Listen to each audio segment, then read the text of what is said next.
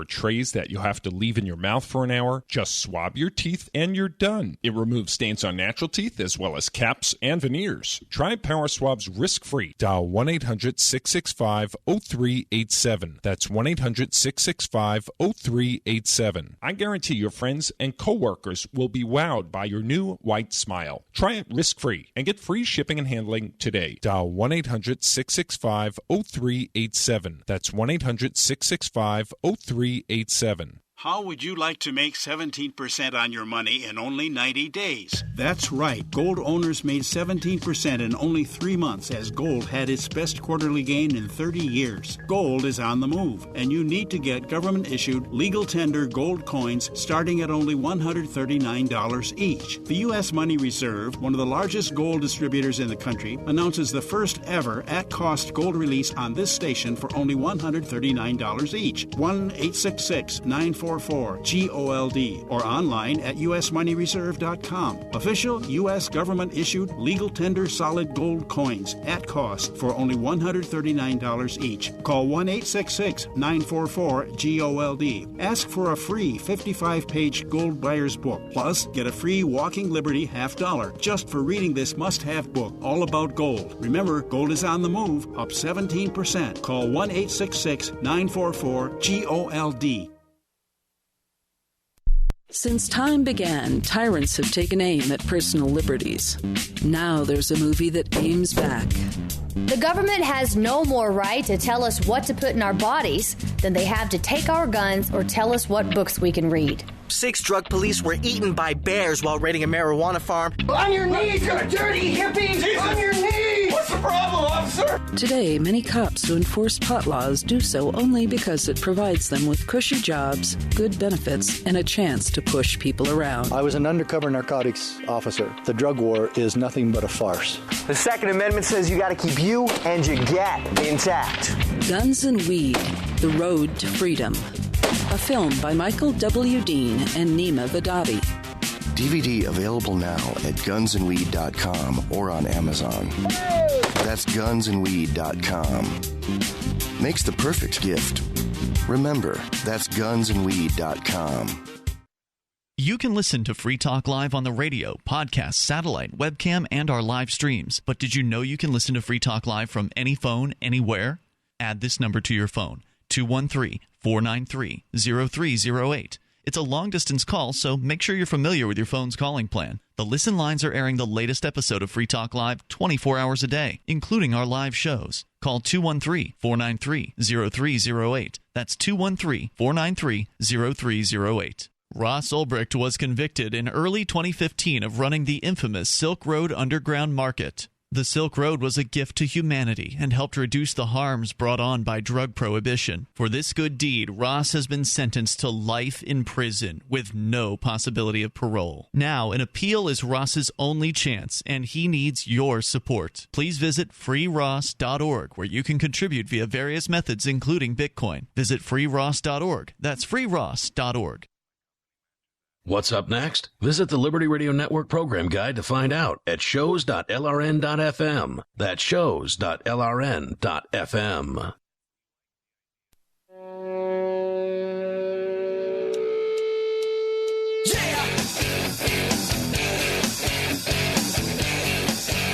It's Free Talk Live. And you can dial toll-free to join us here at 855-450-FREE. That's 855-450-3733. We've got Skype, so Skype on in here at username LRN.FM. We'll get you on the air. Are you fed up with the same old thing in Washington, D.C.? Do you feel like the political establishment could use a disruptive force? Then trump the government with a Trump dollar that expresses your distrust of politicians and the corrupt U.S. political process. The Trump dollar, the symbol of America's resistance to the same old warlike government and a model for a new peaceful monetary standard to make America great again. For just $5, you can get a gorgeous copper Trump dollar. TrumpDollar.us. You got to see them to believe them, hair and all. TrumpDollar.us. It's TrumpDollar.us. All right, more coming up on the story, Darryl, that you were sharing with us about a mom who's been targeted by CPS because a neighbor called CPS, presumably, or the police, one or the other, because They called some government agency. Mom had allowed her children, one of them who is 10 years old, to be in the backyard. Now, the other two were younger, but presumably, even if Mom wasn't paying attention, the 10-year-old likely could have supervised to some extent the other two, but Mom, in point of fact, was paying attention because she was washing dishes while overlooking the backyard through the kitchen window. And I guess none of that really mattered. The CPS bureaucrat came in and harassed this lady. We'll tell you more about the story here, but first we go to the phones to your calls and thoughts. Let's go to Sarah, listening in New Mexico, in Albuquerque. Hello, Sarah. Yes, you know what? Today I have one more traffic gadget for you guys. You have just a lot of these things. Go ahead. So did you know that, they actually have these plastic cactuses in Arizona, and then they hide their traffic cameras inside these cactuses, and cacti. I think that is... I think they blend in, and that's the way to get these crazy drivers, is to catch them when they're not suspecting of it. What I mean? I don't support what you're saying here. I mean, you're talking about catching speeders, right? I mean, just because someone's speeding doesn't mean they're crazy. Right. And just because they're crazy doesn't mean they'll be speeding. That's certainly true as well. But isn't that what you're talking about? You're talking about speed cameras. I think so. I don't know exactly what type it is, but I know they hide them in the cactus. And are they alongside a stretch of road, or are they along like a red light? You know something? I don't really know. I don't know in detail, but can you tell where they are? Have you ever seen one of these things, or does it look so much like a cactus that you can't tell? It probably looks enough like a cactus to where if you're going 60 miles an hour, you're not going to be able to tell, that one's made out of plastic. Well, it just wouldn't make sense if it was a red light camera. That's the whole point, right? It's supposed to be like blend in with the rest of the cactuses, whatever species or types that's growing there. But you know what? I don't think... Yeah, the thing is, I don't speed... the speeding, I don't take it lightly. The speeders have caused a lot of fatalities and plenty of wrecks. You know what I'm talking about? No, I don't know what you're talking about. People safely speed every single day across the United States and across the world. In fact, I dare say that most people who drive speed. I think that's a safe statement to make. I've been on roads where it's the person going the speed limit that is the danger to traffic. Yeah, that's true. But, of course, Sarah, who's called now a lot about traffic issues, is really more concerned with pedestrians. And no, Sarah's concerned with cars. Sarah, you have a pathological fear of cars, right? But here's the thing. Did you know that they said that we're all doing 70 miles an hour on I-25? So it was at the sign said 55. They actually made it 70. And you know what they were doing? They were doing 90 miles an hour. Yeah, it's because people speed.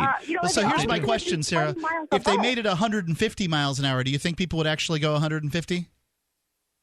I think they're going to do 170 because they're always going to push the envelope. So we have evidence. We looked in Montana. We can look in Germany, places that didn't have posted speed limits during the daytime, and we can see that people usually top out somewhere around 90 miles an hour is their thing. Yes, there will be somebody who's going a lot faster than that in one of the lanes, but usually 90 miles an hour seems to be people's comfort zone. Interesting. The fastest I've ever been on an actual road, not like on a racetrack, is about 120.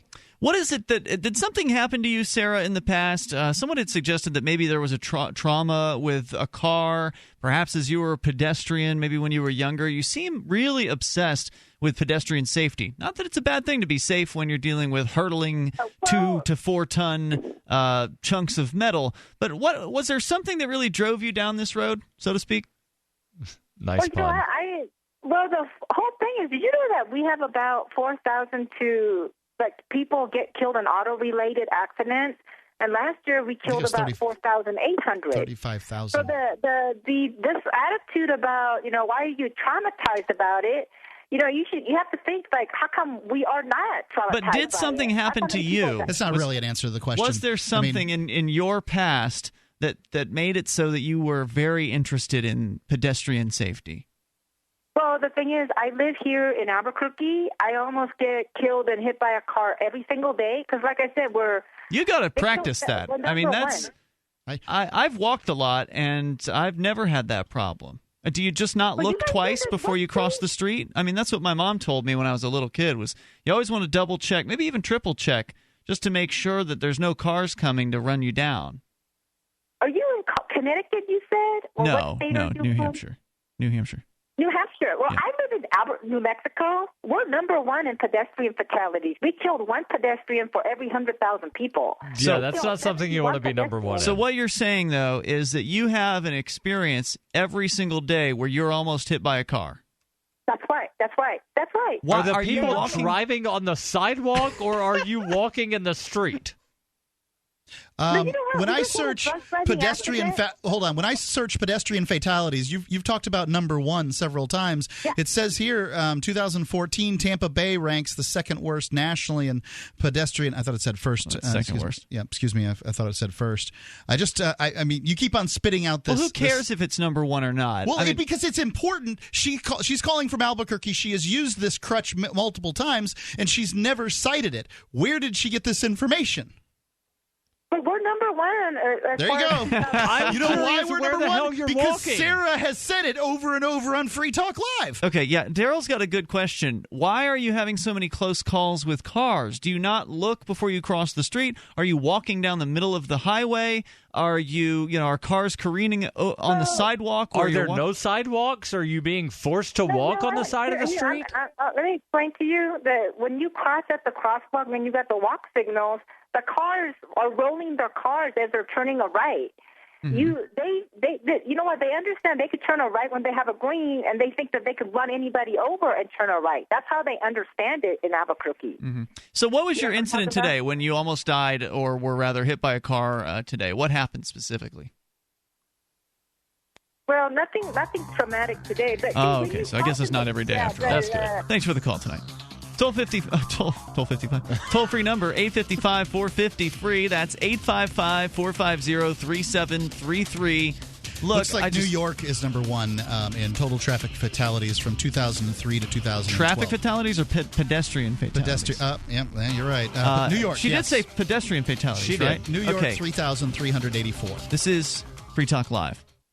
Hunters, anglers, campers, and survivalists. Get back to nature. Expand your horizons with the highest quality, most versatile, unique slingshots and sling bows on the market at slingbow.com. Sling bow products are compact and models start from just $17.98. They're perfect for your bug out bag or storing in your vehicle. Give yourself and your loved ones the excitement and tradition of sling bow. A new frontier in archery and truly modern twist on this primitive survival tool. Feel the thrill only at slingbow.com.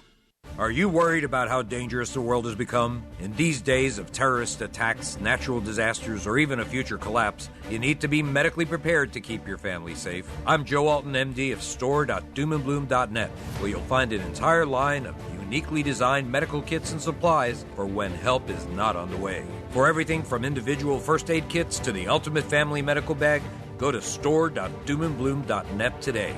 That's store.doomandbloom.net. You'll be glad you did. A congressman recently revealed that legislation totaling 2,900 pages and involving more than $1 trillion was available to members of Congress for less than 48 hours to study and consider. That's over 60 pages of legislation per hour. Do you think anyone read the entire bill? I'm Jim Babka with DownsizeDC.org. Consider a proposal buried in a 3,200-page, $388 billion bill, which would have empowered committee chairmen or their agents to examine Americans' tax returns. When this horrible provision came to light, no one claimed to know how it got into the bill. One congressman questioned said, "I didn't write it, I didn't approve it, I wasn't even consulted." If your attorney represented you this way, he might be disbarred. But this is how Congress represents you every day. That's why DownsizeDC.org has created the Read the Bills Act. You can force Congress to read their bills before they pass them at DownsizeDC.org.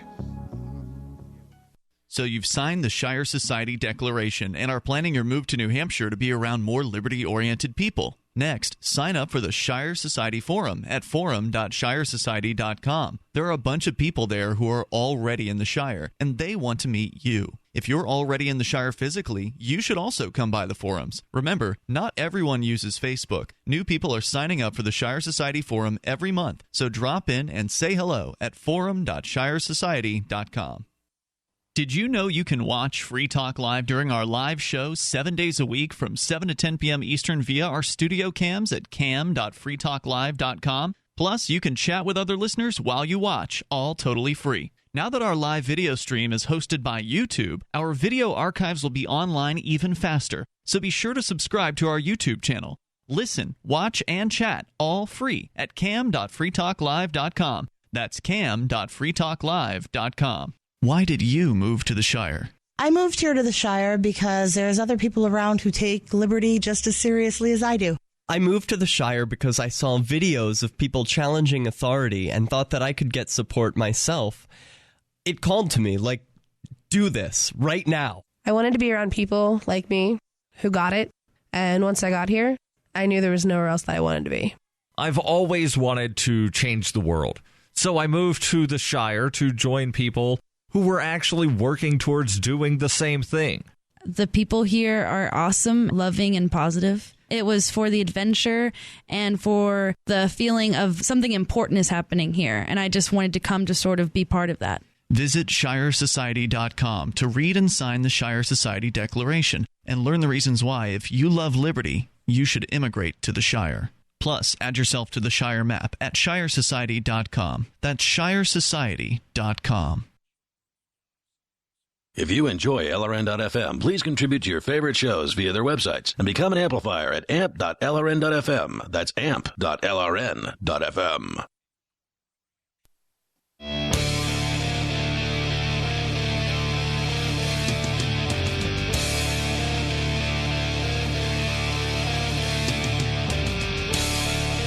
It is Free Talk Live. You can bring up what you want. Just be sure you don't get into a car accident when you're on the phone with us. Don't use us as your excuse when you're not looking both ways before you cross. Yeah, you should probably not be using the telephone while you're walking down the street. I don't know, man. I think lots of people do it safely every single day. I think you're better off, Darryl, if you've got the phone at your ear speaking to someone than if you're actually looking at it texting or doing some other kind of texty thing. Right, or if you've got one of the Bluetooth things. Yeah.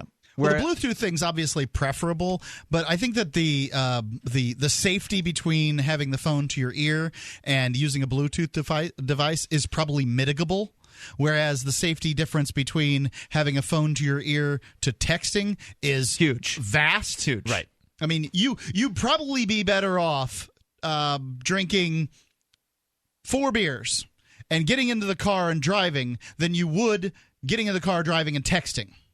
I wouldn't recommend either of those things. But texting and driving is more deadly than drinking and driving. And if you're texting while you're walking, because we were talking about walking and texting. You could fall into an open manhole. Happens. Yes. You could bump into something that would hurt quite a bit, like a street sign or light pole or whatever. Happens all the time. I've also seen people checking out an attractive woman walking down the other sidewalk. And attractive women are deadly. They're deadly. Walk into. We need to ban something. attractive. Oh wait, no, that's not correct. So, I believe that a German town is now going to institute pedestrian traffic signals in the sidewalks so that texters can see them. Mark, you had done a little bit of digging. We had a lady on the line, Sarah from New Mexico, who is obsessed with pedestrian safety. And, God has blessed her for that. It's good to be safe when you're out and about, and there's things that are putting you in danger to some extent, very, very nearby you. I get that. But she's obsessed with it, and she supports any kind of governmental interference in making supposedly what she believes will make the roads more safe. She believes, and has said multiple times now, not just tonight but on other nights, that Albuquerque, where she lives, is the number one place for pedestrian traffic fatalities. She says it all the time. Meaning she says the number one place where pedestrians are hit and killed by cars. The number one place for pedestrian fatalities is the New York, Northern New Jersey, Long Island, New Jersey, PA Metro. That's a hell of a big metro. place. Yeah, that's a big area. And There's no doubt about that's it. also per capita. Is that per capita or the total number? That's the total number. Oh, with 3,000. What is per capita? Because she made sure to say per 1,000 people. Annual pedestrian deaths per 100,000, 2008 through 2012 is Tampa, St. Petersburg, Clearwater. Okay. Again, a very large place. But per capita, it's number one, not Albuquerque. Does it give you any more on that? Is it like a top 10, or is it just that's the number? Sure, I can give you the top 10, but it doesn't include Albuquerque. That's what I was going to ask. Yes. Yeah, I don't have any. So I have some numbers for Albuquerque.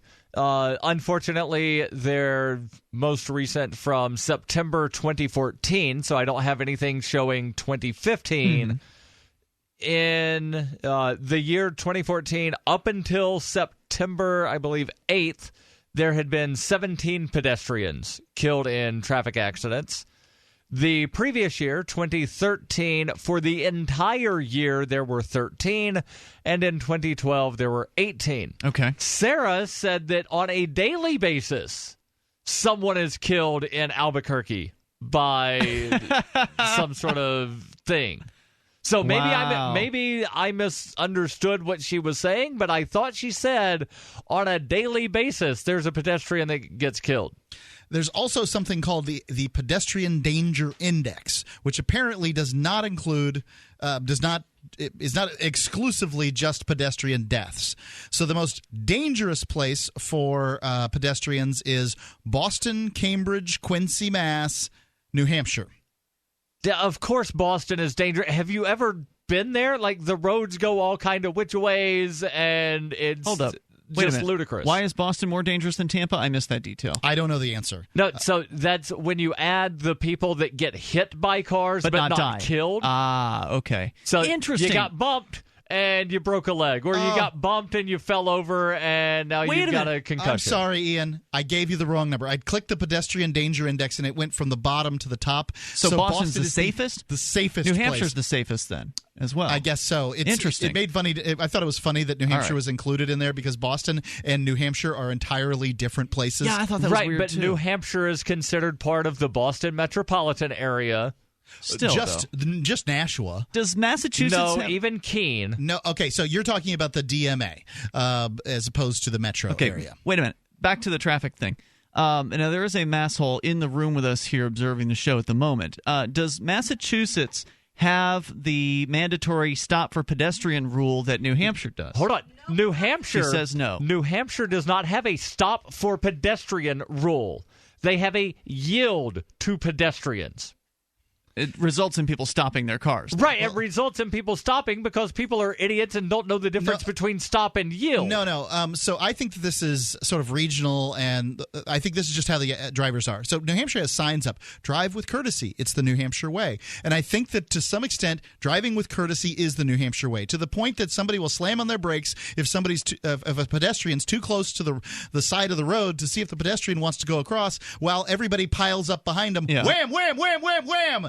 In some big traffic jam. I mean, they're stopping. Every time I ever see someone at one of these pedestrian crosswalks, the vehicles stop. I mean, you wouldn't want to cross if the vehicle was still rolling forward. I know they stop, but that's not what the signs say, and that's not what the law says. The law says yield to pedestrians. Well, I can tell you that these pedestrians are entitled as hell around here. Yeah. If you don't, he didn't. I almost had to break my stride, and that guy went through there. It's really rather ridiculess. And then I've even seen people like jump in front of vehicles before. So let's go to somebody who's a professional driver. Straight. Wait, is this straight razor or straight edge? It says straight edge here. Straight razor. Straight razor. You're on the line here in Texas. Okay, so now I'm curious. Are you straight edge? I hope not. No, I am not. Okay. Not anymore, at least. All right, you're an Uber driver by profession, and you're wanting to weigh in. So go ahead. So this is one of those topics that really rattles my cage because whenever I was, being an enforcer, I wasn't wasting my time dealing with teenagers who wanted to smoke a blunt. I was dealing with all the nasty calls that all the other officers got to skip out on. And those nasty calls sometimes in involved a pedestrian that had been hit by a vehicle. And I would say that 70% of the time when I walked up on a pedestrian vehicle-involved accident, there was a cell phone scattered across the road, which tells me that it wasn't generally in their pocket. In fact, I've walked up on some where the cell phone had actually cracked the windshield of the car. Oh, wow. How does that happen?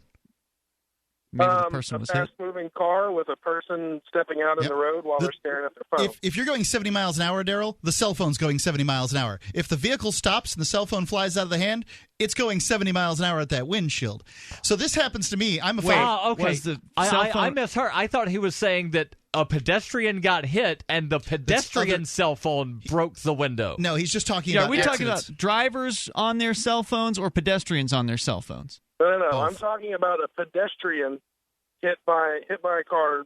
Most of the time, there was a cell phone involved, and even the cell phone from the pedestrian, because it was in their hand whenever they were struck, hit the windshield and broke. So it was the pedestrian. Well, I got to say, I roll up on more accidents than I'd like to because a volunteer firefighter. And when I first encountered these things, there was one a couple of months ago. This lady just sort of veered off on the straight road and hit a tree. And I'm like, what the hell happened here? Was there a bee in the car? What happened? And they didn't, I don't know. Pretty quick. It didn't take too long before the mom says, the mom comes to the scene, figures out it was a cell phone. I didn't even imagine this. Who would do that kind of thing? But, and then I find out it happens all the time. Straight Razor, hang on. We'll bring you back here. Toll-free number 855-450, free if you got more to say. 855-450-3733. Of course, we got plenty of time for you if you want to join us here on Free Talk Live. Parenting and pedestrians. Retrievers, Labradors, Goldens are the main breeds that come through our door, but we'll train anything with 4 legs and a tail. My husband and I own a kennel. We train hunting dogs and also have a boarding and grooming business. Our dogs, they're athletes, and we feed a very quality food. You can't get enzymes in a commercial dog food because they cook it at such a high heat that so much important nutrition is just cooked right out of it. But adding Dynovite to their diet has every single dog in my kennel looking better than they have ever looked. DINOVITE.com. 859-428-1000. Dynovite helps them obtain that better nutrition that is hard to find in commercial foods. The omega-3 fatty acids, zinc. There's flaxseed oil, the seaweed, the kelp. They don't shed as much, and they're all over very healthy dogs. We tell everybody we know about Dynovite. DINOVITE. Dynovite's the bomb. 859-428-1000. 859-428-1000. DINOVITE.com. Mother's Day is next week, and Pro Flowers is offering an amazing special. 100 stunning blooms for mom, plus a free glass vase for $19.99. Go to proflowers.com. Click on the blue microphone in the upper right corner and enter the secret code 3434. But hurry, this incredible deal expires this Friday. With fresh flowers, guaranteed delivery, and add-ons to complete your gift, Pro Flowers has everything you need to be a gifting expert on Mother's Day. Order now from Pro Flowers to get huge savings. You pick the delivery date, and it's guaranteed. 100 colorful blooms sent fresh from the field and guaranteed to stay fresh and beautiful for at least 7 days for $19.99, and will include a free glass vase. Hurry, Mother's Day is next week, and this incredible special expires this Friday. The only way to get this amazing deal is to go to proflowers.com. Click on the blue microphone in the upper right corner and enter the secret code 3434. That's proflowers.com, secret code 3434. Shipping charges not included. Satisfaction guaranteed or your money back.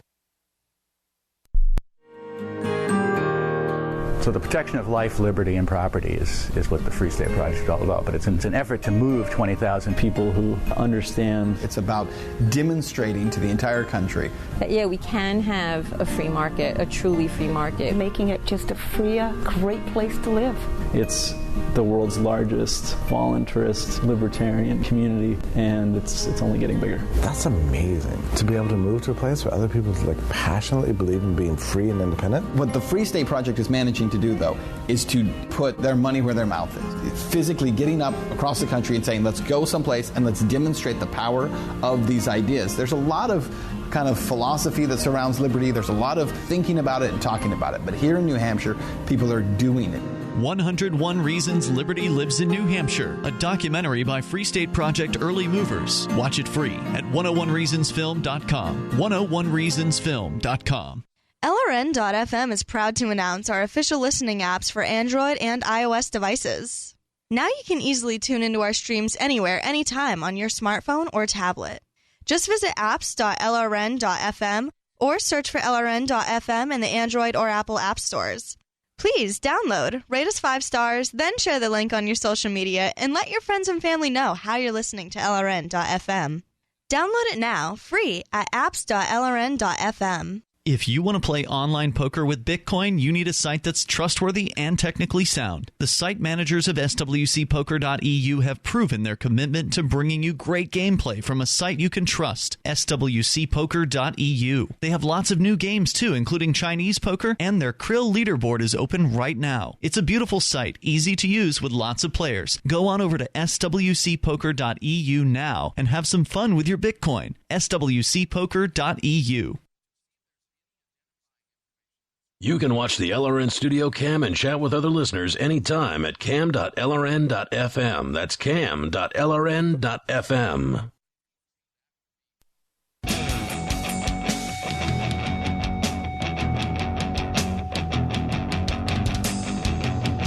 This is Free Talk Live. You may bring up anything you want. Just dial in toll free to join us here at 855-450-FREE, 855-450-3733. If you want to save 20% or maybe even more on the things you buy at Amazon, well, here's how. You just go to saveitpurse.com. Get started there. You need to have Bitcoin in order to get these tremendous discounts. But this works, and it works well. I've done it more than 50 times in just over a year's time. I've done it 25, just placed order number 26. Excellent. And my orders aren't big orders, and Right. I'm saving on average $10 an order. I've done small orders. I've done orders that are hundreds of dollars, a few $100, and it's amazing. SaveItPurse.com. It's a great reason. If you need one reason to get Bitcoin, this is the one. Save AT Purse. SaveItPurse.com. Go get started there. As we continue here, we just lost Straight Razor. He dropped off the line. He was calling to talk about his experience with pedestrians. If it was a technical difficulty, he's welcome to call back. We normally just have a one call per night rule here on Free Talk Live, but if you get accidentally disconnected or something, cell phone drops your signal or whatever, we welcome you back.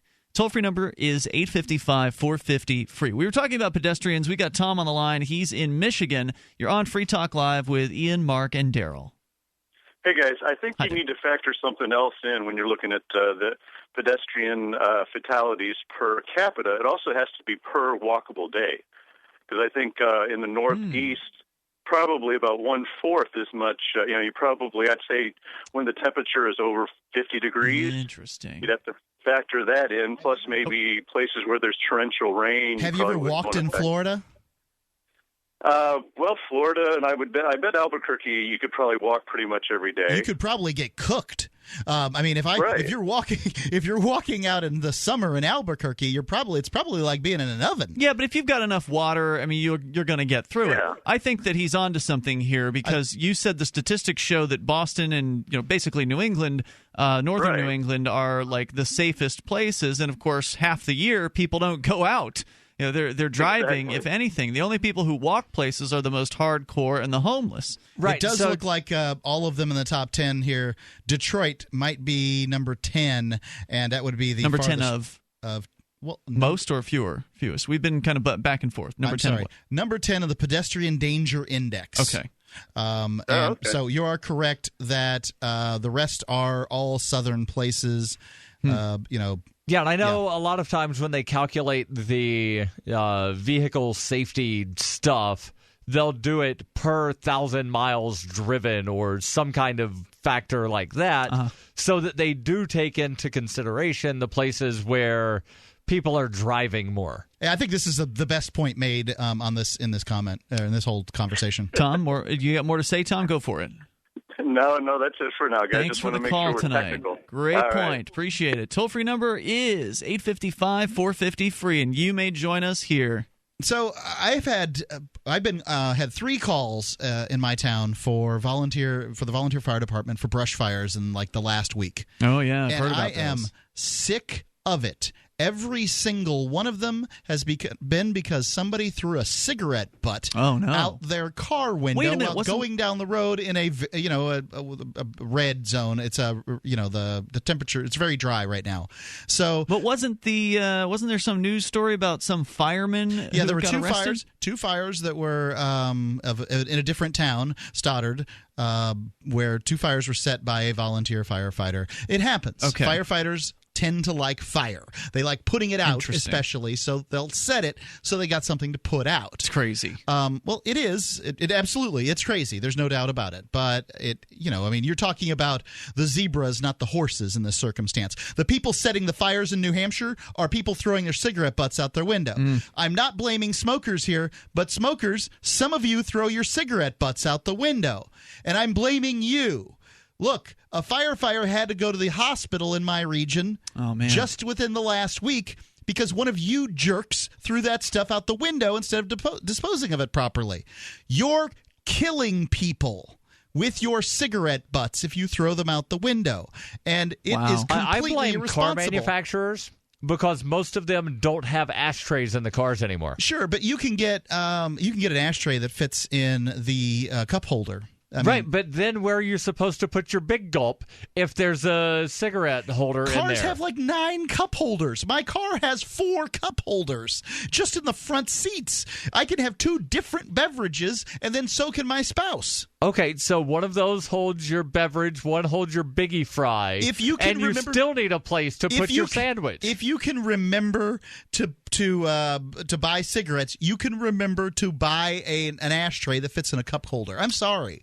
There's responsibility needs to be had here, and there are literally firefighters dying in these fires that are set by smokers that they don't even know they do it. They toss a butt out the window. They're down the road. They never even hear about the fire department being deployed because nobody reads these things in the newspaper. They don't find out about it, and so they feel completely sanctimonious in their own little world with smoking. And I think you should be able to smoke, but you need to take responsibility for it. I got nothing to say to that. I think you're right on. Toll-free number here, 855-450-FREE. We'll continue in moments with the story about the mom who is in hot water with CPS for letting her kids in the backyard within a fence while she's watching. Let's go to Tyler first, though, in Washington. You're on Free Talk Live. Hello, Tyler. Hey, guys. Hey, Tyler. So first, I got to say, I feel like America's not talking about the traffic in Albuquerque enough. This is a serious issue, and we should all be Sarah talking about. agrees with you. No, but seriously, you guys were talking about corporate management yesterday, or corporate structure. Yeah. And it actually sparked my interest because I think it was Johnson brought up the idea that this non-hierarchical setup is socialist and stuff. And I was wondering if you guys are familiar with the term Anarcho-Syndicalism. Sure, I was an anarcho-syndicalist in high school. What does that mean? I can't say. I've heard the term. Yeah, I can't say I'm familiar. Well, and correct me if I'm wrong, but my understanding of it is a corporate structure set up where the workers share in the profits. So when I think of like socialism or communism, I think of the people sharing in the profits. It doesn't matter if you work there or if you don't work at all. You're getting the benefits of somebody else working. Whereas in this syndicate going on, you have people that are in positions of authority or positions of leadership, and I'm assuming they have a bigger piece of the pie, but everybody gets a piece of the pie, meaning that no matter how profitable your company is, your take-home or your salary is going to reflect everybody's labor, meaning as the overall success means that you make more money. So it sounds to me kind of like an anarcho-socialist, anarcho-communist sort of thing. It's all that. Well, why does something that's employee-owned or partially employee-owned have to be considered anarcho-syndicalism? So what my understanding is that what you would have is this sort of specialization in regions. So regions would put together, would be specialized. Say there's the syndicate that produces 11-grain bread, right? And then there's the syndicate that produces, handmade chairs, that kind of thing. So they would be kind of like mill towns. Back in the day, there was usually 1 or 2 businesses in a given town, and Most of the people in town worked for that business, or they worked in sort of support roles for the people who worked in that business. That's essentially what they're talking about in these circumstances. Right, but I think that everybody would earn about the same. Right, so you would not be paid for your production. So if you make 5 chairs a day and Ian makes 2 chairs a day, you don't get 2.5 times the money that Ian does, even though you produce 2.5 times the amount. That's my athletic privilege, sir. Tyler? Well, I mean, like the way I see it is kind of like shares in a business, right? Like if you are producing more chairs and that reflects over time, like if you were to get like a performance evaluation, you might get more shares, which means you might get more profits. That's one way I see it. My understanding is everybody gets the same, to where nobody winds up getting rewarded for their productivity because you're an equal part of this company, and so you get paid an equal part. What does this have to do with... Sorry, go ahead. I think this sounds more like a co-op is what does this have to do with anarchy? I mean, the word anarcho is in there, and we're just talking about a different way of setting up a business here. Okay. Right, the anarcho-syndicalists, they don't want the state involved in the thing. Okay. So they want don't it to want be run, really. A stateless society to where everybody is given an equal portion of what they deserve or what is produced.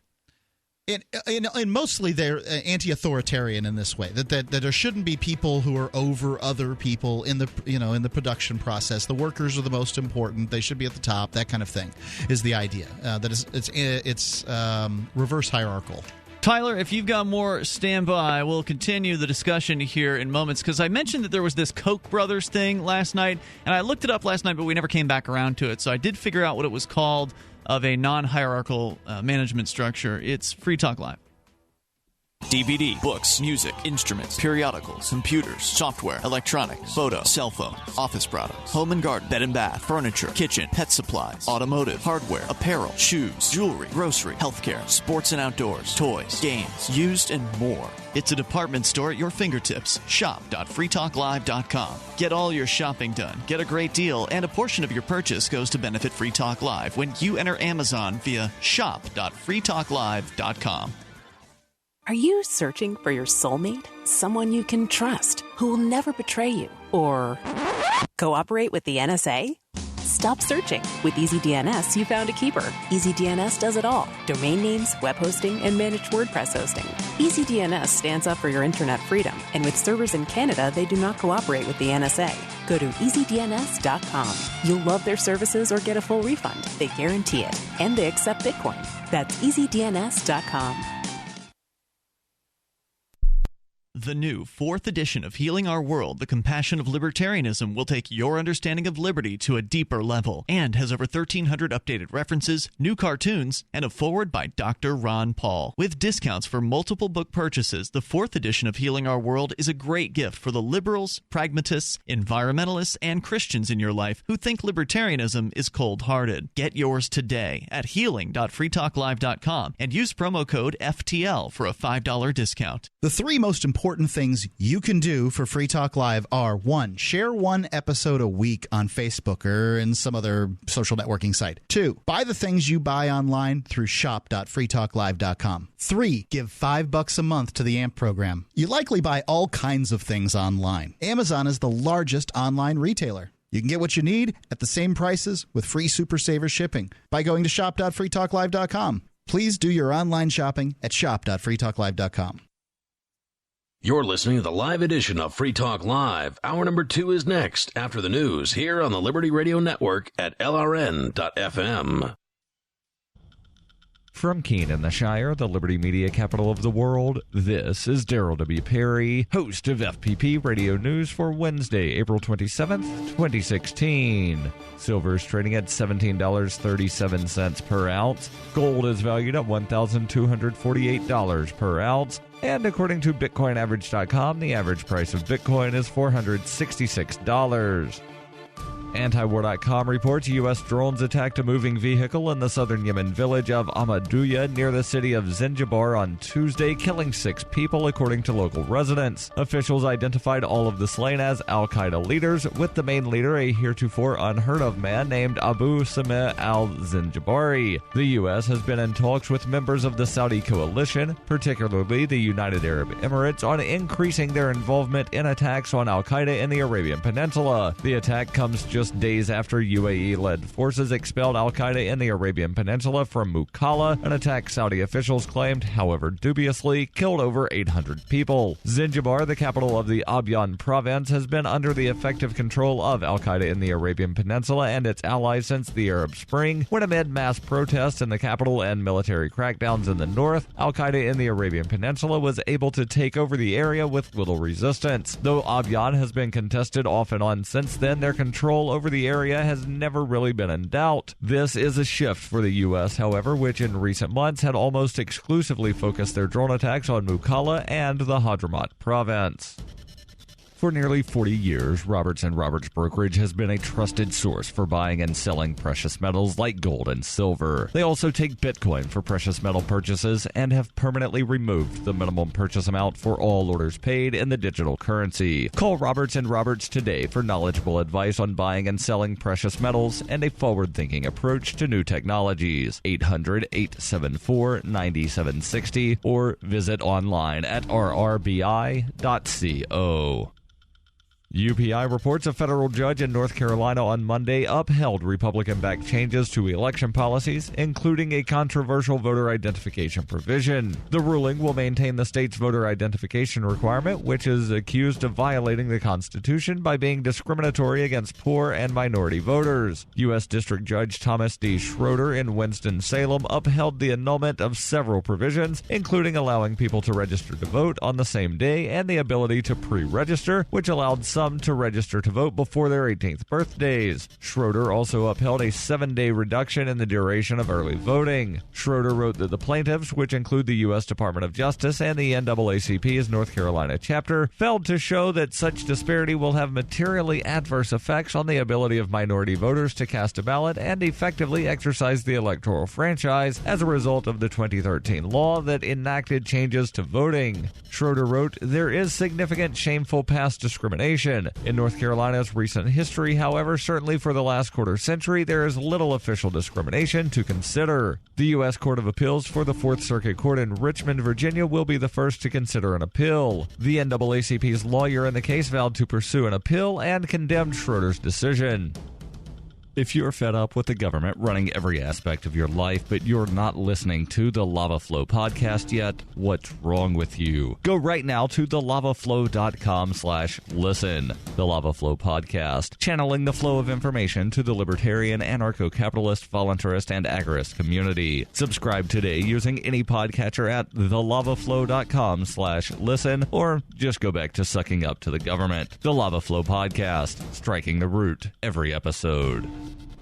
Reuters reports the voyage data recorder from the ship El Faro, which sank in October during a hurricane off the Bahamas, killing all 33 crew on board, was located on Tuesday in 15,000 feet of water, according to the U.S. National Transportation Safety Board. The recorder, which may contain hours of information related to the cargo ship's engine and communications from its bridge before the sinking, was found using remotely operated undersea search equipment, according to the NTSB, adding that the next step was to determine how the device can be retrieved. The 790-foot El Faro went down off the Bahamas on October 1st while on a cargo run between Florida and Puerto Rico. It was the worst cargo shipping disaster involving a U.S.-flagged vessel in more than 3 decades. An earlier effort to find the recorder was not successful. Federal officials put hearings on the disaster on hold after 2 weeks in February, hoping that another search could retrieve the device and produce more detail.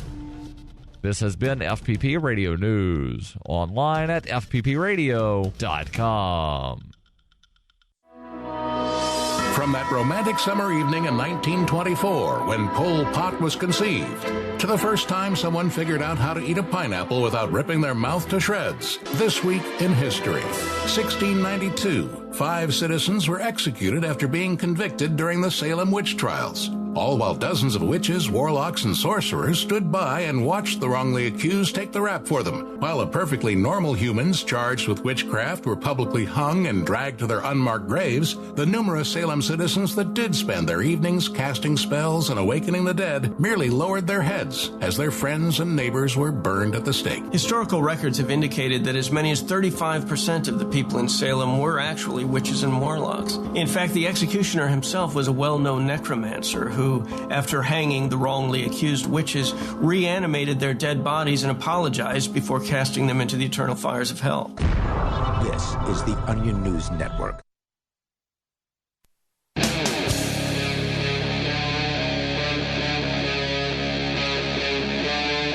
Free Talk Live. It's Free Talk Live. You can join us here. We're launching into the second hour of this edition of the show. With you tonight, it's Ian. And Mark. And Darryl. Don't forget, you can join us online anytime you want over at freetalklive.com. Enjoy the features waiting for you on the website. They're all totally free.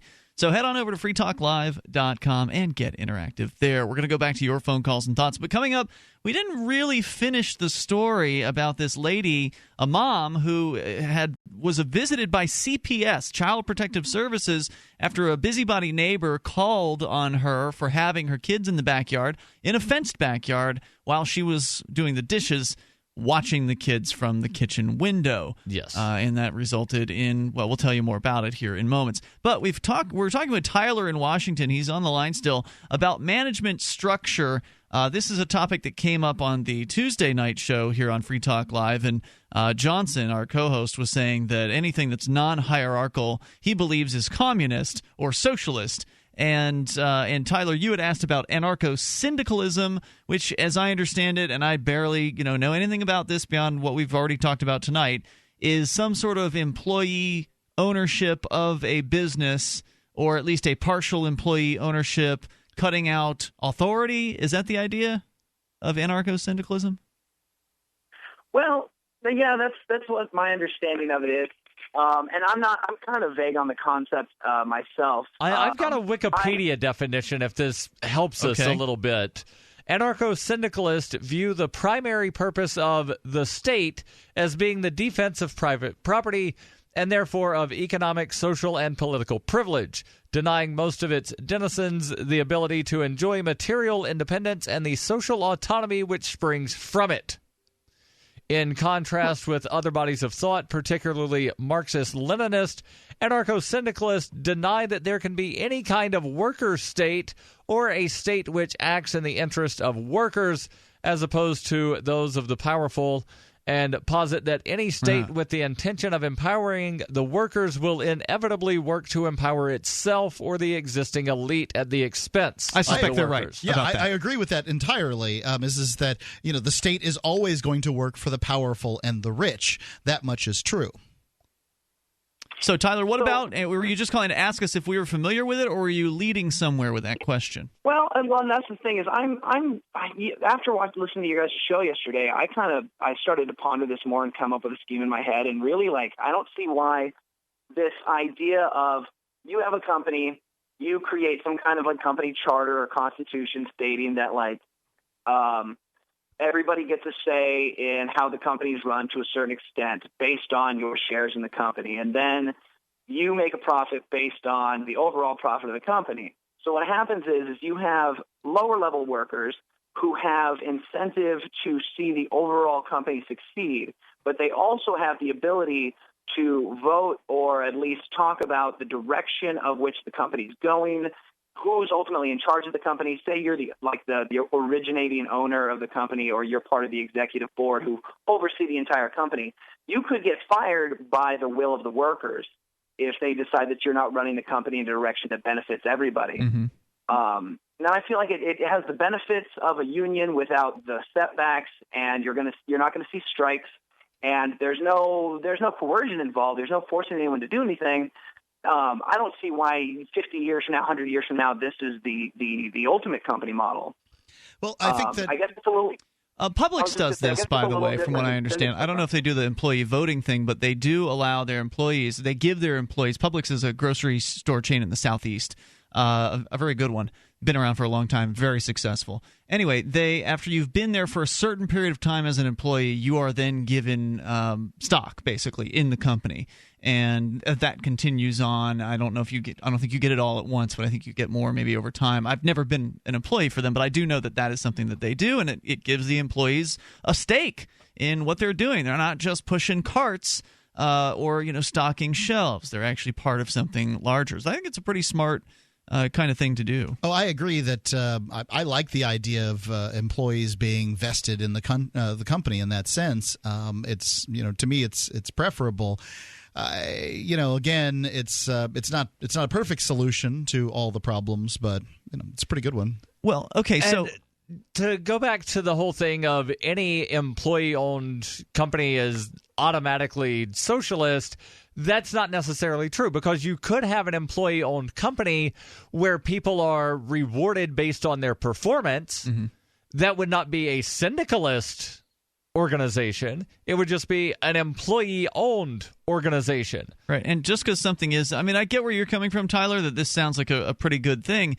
But maybe it is, maybe it isn't, depending on the business, depending on the vision, depending on what those people are doing. Like if there's an individual with a really strong vision for where he or she wants their company to go, it could undermine that person's vision by allowing employees to all of a sudden start making decisions for the company, and so that could be a problem. Now, again, maybe it'll work well in certain businesses and in others. Like, for instance, would you have wanted the employees to have made decisions for Apple where, when Steve Jobs was in charge? A lot of people would say, or Bill Gates, for instance. These are people who are seen as visionaries and, that they led their companies in a very specific direction. Would they have been as successful or more successful or less successful? Obviously, we don't have the benefit of alternative history. Right, and there's a lot of leeway of employee-owned company to where everybody owns a fraction of a percent of the company, with one person owning the majority. That's still technically and I don't know if Publix is set up this way, but if you've got one person that owns 50.1% of the company, and every employee owns, a share, whatever that share would be, of the other 49.9%, that's technically a employee-owned company. And, they could give their thoughts, they can vote, but they don't have a majority. You could also have a company to where everybody has an equal share, and I think that would be an absolute disaster. Well, I like the idea of people having a share in the profits. I don't like the idea of people having a share in the decision-making. When it comes to decision-making, no one makes worse decisions than committees. The larger the committee, the worse the decision's going to be. Hold on, Mark. I think we need to form a committee to study whether or not committees make bad decisions. Let's just take a look at the last few presidents as a little bit of an example here. The fact is that the average employee stocking shelves should not be making decisions for the company, and that's just the end of that story. Should they be getting rewarded based on performance? Absolutely. Now, I will say that when I worked for an airline, I had what I thought was a brilliant idea, and I gave it to the manager, and the manager said, "Oh, that's kind of a good idea," and then I never heard anything about it. I've been traveling a good bit recently, and I've noticed that every airline I've traveled on has adopted my idea. Likely your manager did very well with that idea. Which is to put the boarding time on the pass instead of the departure time, because then it plays a Jedi mind trick with people to where they show up earlier. Because there would be people that would all the time show up 20 minutes before departure and get mad because their bag missed the flight and got delayed. Well, you dum-dum, you should have been here 30 minutes ago, because it says in small print, door closes 10 minutes before departure. So every airline, it seems now, has adopted this to where they put the boarding time on the boarding pass. And then up under in small, here's the departure time, door closes 10 minutes before departure. By the way, Publix employees own 31% of the firm. They are the largest employee-owned company in America. Tyler, thanks for your call tonight. I appreciate you bringing that topic to the table. Our toll-free number here is 855-450-FREE. That's 855-450-3733. Indeed, Forbes says Publix is not only the largest employee-owned company, but also the most profitable grocer in America. So it seems like they're doing something right over there. They say the two facts are linked, and they might be a formula for fending off Bentonville's retail behemoth, which, of course, is Wal-Mart. It's Bentonville. Is it Arkansas? Yes. I believe. Toll-free number tonight, 855-450-FREE. That's 855-450-3733. Is there a best management structure? I don't know about that. But I think it's important to try new things and try different things. And that's what the market's wonderful for. You can join us here. We'll talk more about a little bit about employee ownership. Publix might be worth looking at closer at here. It's Free Talk Live. Every once in a while, you get information that's worth changing your life for. This is one such time. You can save up to and beyond 25% on all purchases at Amazon. You probably heard of Bitcoin and just not thought much about it. You certainly know that you can get competitive pricing at Amazon, but now you can get a 25% discount on nearly everything you need to live. I've just given you a huge raise, and all you have to do is claim it. You go to saveitpurse.com and open an account. Do this right now. Don't wait. Then you fund the account with Bitcoin. You can buy them through expresscoin.com with a check or money order. There are other ways to get Bitcoin, but that's fast, safe, and easy. This information is worth you changing the way you do things. Go to saveitpurse.com right now, get signed up, and cash in on the huge raise I'm offering you. 15 to 25% off of everything at Amazon through saveitpurse.com. It's saveatpurse.com.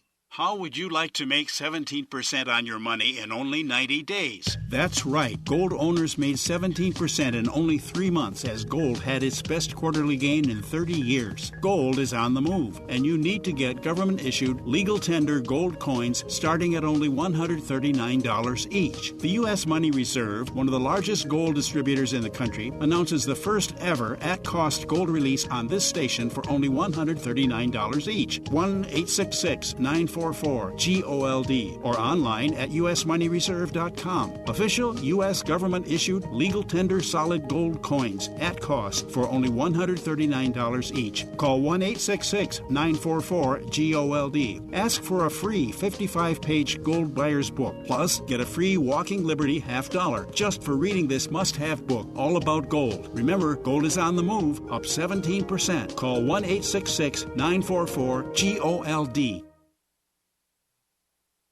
If you're looking for work, you know what I mean by elevator speech. It's the short version, saying just enough to make the listener want to listen more. Even if you're not a job seeker, effective communication skills have never been more important, with money and attention so scarce now. So to cut through the clutter, choose every single word as though it was the last word the person you're speaking to will hear. Otherwise, it might be. Instead of saying, due to the fact that, say, because. And avoid mispronunciations. Say jewelry, not jewelry, which could offend. Undoubtedly, you don't want to say undoubtedly. And whatever you do, never use a preposition to end a sentence with. Just kidding. For more tips, hit survivalspeech.com. I'm Holland Cook.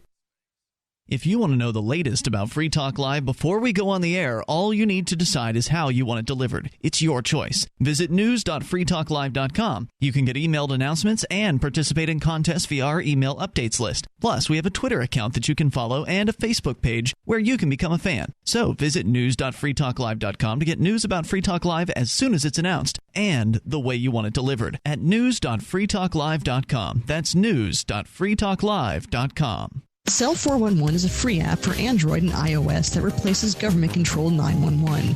Cell 411 allows you to preset a group of friends or private organizations to show up in any emergency. Cell 411 is a nightmare for the state because it proves their so-called services aren't needed. Cell 411 has had thousands of installs, and of course it's covered by the BIPCOT no government license. Cell 411 because your friends won't shoot you when you're in trouble. Without the government, who would build the emergency services? You and Cell 411. Get it today at getcell411.com. You're listening to the best liberty-oriented audio streamed around the clock, on the air and online. This is the Liberty Radio Network at LRN.FM. It's Free Talk Live, and you're invited to join us here talking about management of business and, what is the best structure? Is there one that works the best? I don't know. I think it probably depends on the people involved in the business and the vision and all that. But you're welcome to share your thoughts at 855-450-3733. And maybe we'll dig a little bit into Publix, the most profitable, apparently, the most successful of the employee-owned businesses in the United States. And apparently they're eating Wal-Mart's lunch to some extent when it comes to groceries as well. Publix shoppers are rabid. You know as well as I do that we're from an area where, Publix has owned the area since we were kids.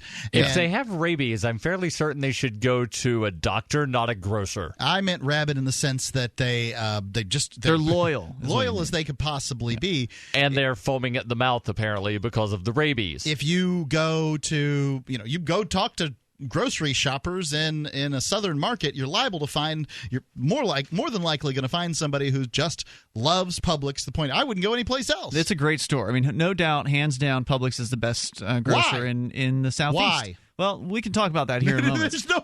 You as a person who shopped at Publix on a regular basis should be able to answer that question. I would, but we've got callers waiting, so we're going to go to the phones. You can't or at least answer one the question because there is no answer to it. He could answer the question. To it here. Maybe they've got a selection of the items that he wants. Maybe the bag boys know exactly how to put things in the bags.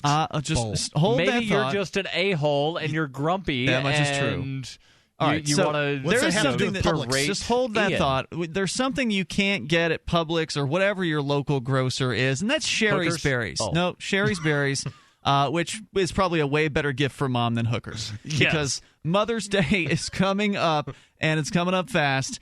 So go to Sherry's Berries website. It's berries.com, and place an order for these delicious, freshly dipped strawberries. They start at just $19.99 plus shipping, and you can double the berries for just $10 more. Now, here's how you do it. You go to berries.com, BERRIES.com, click the microphone in the top right of the website, type in code FTL. That stands for Free Talk Live. So code FTL. That way, Sherry's Berries knows that we sent the business to them. They're delicious berries. These are the top quality berries dipped in milk, white, and dark chocolatey goodness, topped with rich chocolate chips, chopped nuts, and signature swizzles. These are huge, delicious berries, and you can, of course, pick the delivery date that you want, and it's guaranteed. Customer satisfaction is also always guaranteed, or your money back. You can't lose with this gift. But if for some reason your mom's allergic to strawberries, then they've got all kinds of other delicious gifts. They sure do, yeah. At Sherry's Berries. So don't you worry. You'll find something perfect for your mom right now at berries.com. Use code FTL. Click the microphone when you get there in the top right. It's berries.com. Let's go to Sab. He's on the line in Tennessee. Hey, Sab, you're on Free Talk Live. Hey, good topic, guys. Thanks. I'm going to answer your question, then I'm going to talk to you about what I called in for, because I do shop at Publix. All right. It's a southern phenomenon because I can't get Scrapple anywhere else but Publix. Your answer to why is Publix the greatest grocery store in America is Scrapple? It's not the greatest. It's overpriced. The old people, it's all in white, prissy areas where the old people feel safe. They're packaged in twos for people 90 plus. Come on. It's a grocery store. You want employees running anything? Employees are like Democrats. They can't find their butts. People are in business. People are in business because, like me, they can't. And I've owned businesses for many years. They can't work for anybody else, and they have a better idea. Employees, you've got to be kidding me. I don't mind an employee getting a piece of the action if they work, but most of them are stupid and lazy. Making decisions by committee, you got it. It's called the government. You know what free enterprise is? It's the stream running down, a free stream running. You put a rock in it, and there's government. You put another rock in it, there's a committee. But you know what? Free enterprise will always go around that rock. It will always go around that rock because committees, groups, organizations, capitalism, socialism, all these isms are an impediment to free enterprise. What I think we should do is arrest these people, the socialists, the capitalists, anyone that wants an ism to take away my right to free trade with whom I choose to trade with should be in prison because they're criminals. They just call it by a different name. Capitalism, socialism, ism. It's ridiculous. Look at the European model that failed. In 200 years, we became an economic powerhouse because of free enterprise. And look what's happening now. Yeah, free enterprise is somebody puts their butt on the line. They put all their time, all their energy, and all their money into creating something, and most of the times they fail. If they're successful, we vilify them.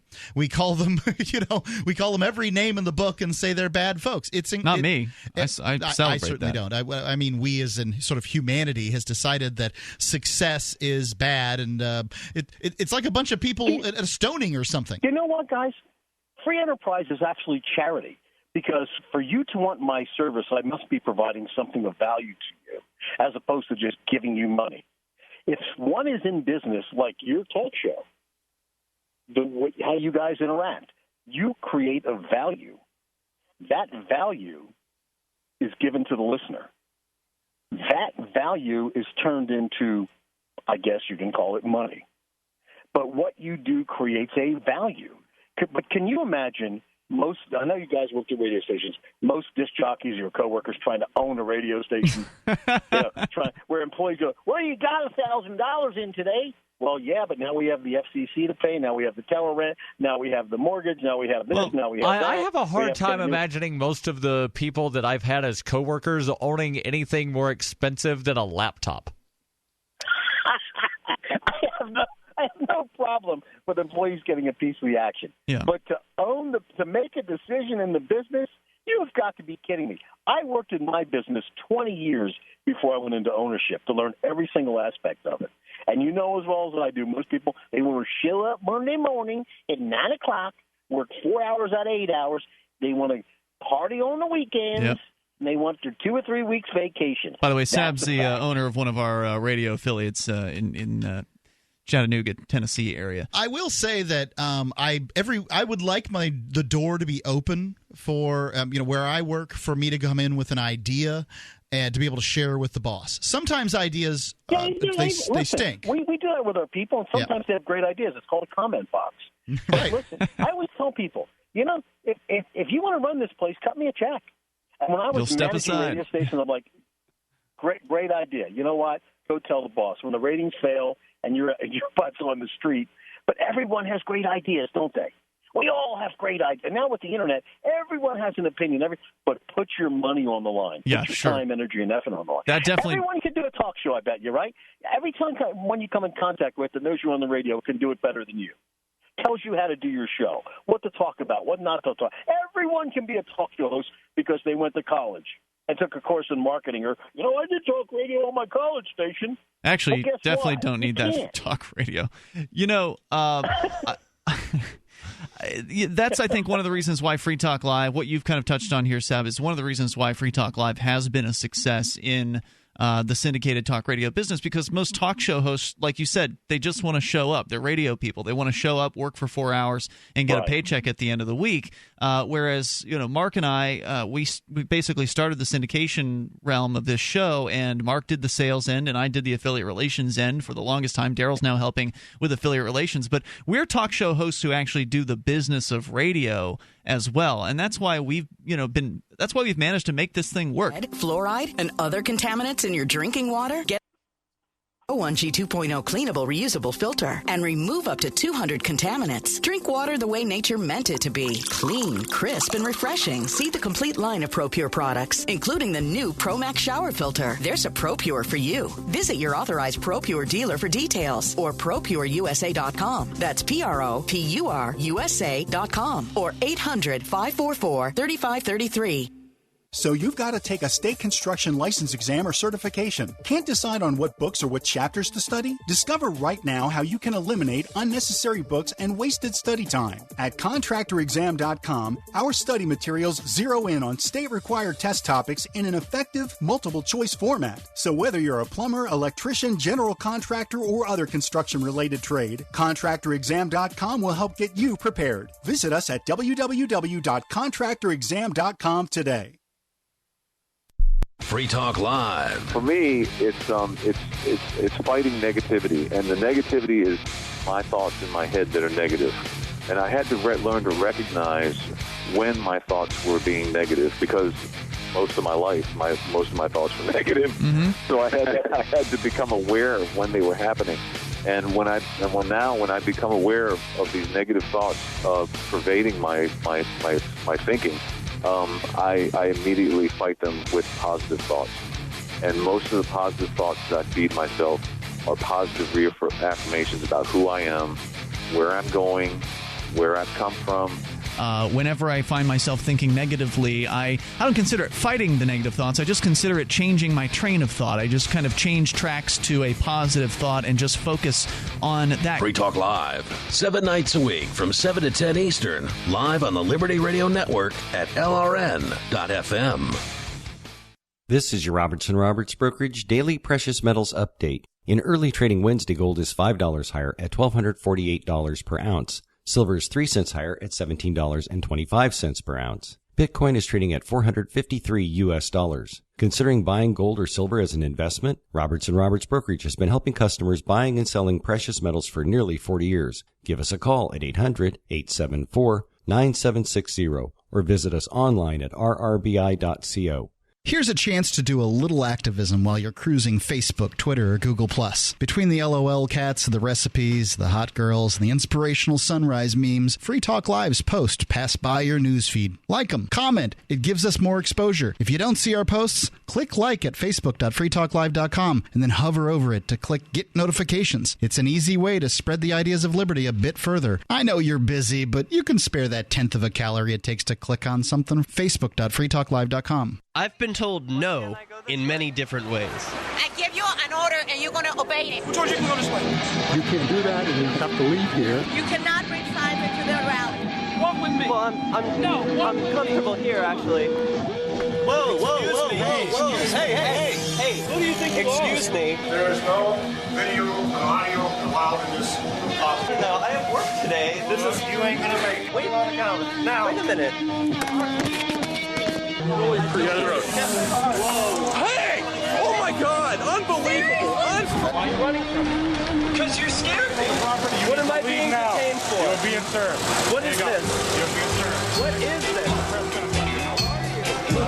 Bureaucrats have a funny way of telling people no. That's the sound of the men working on the chain. Derek J's Victimless Crime Spree. Watch it for free and order the Director's Cut DVD at victimlesscrimespree.com. While our satellite channel is free to listen to, it's not free for us. You can help us cover our satellite costs with the chip-in on the right side of the page at lrn.fm.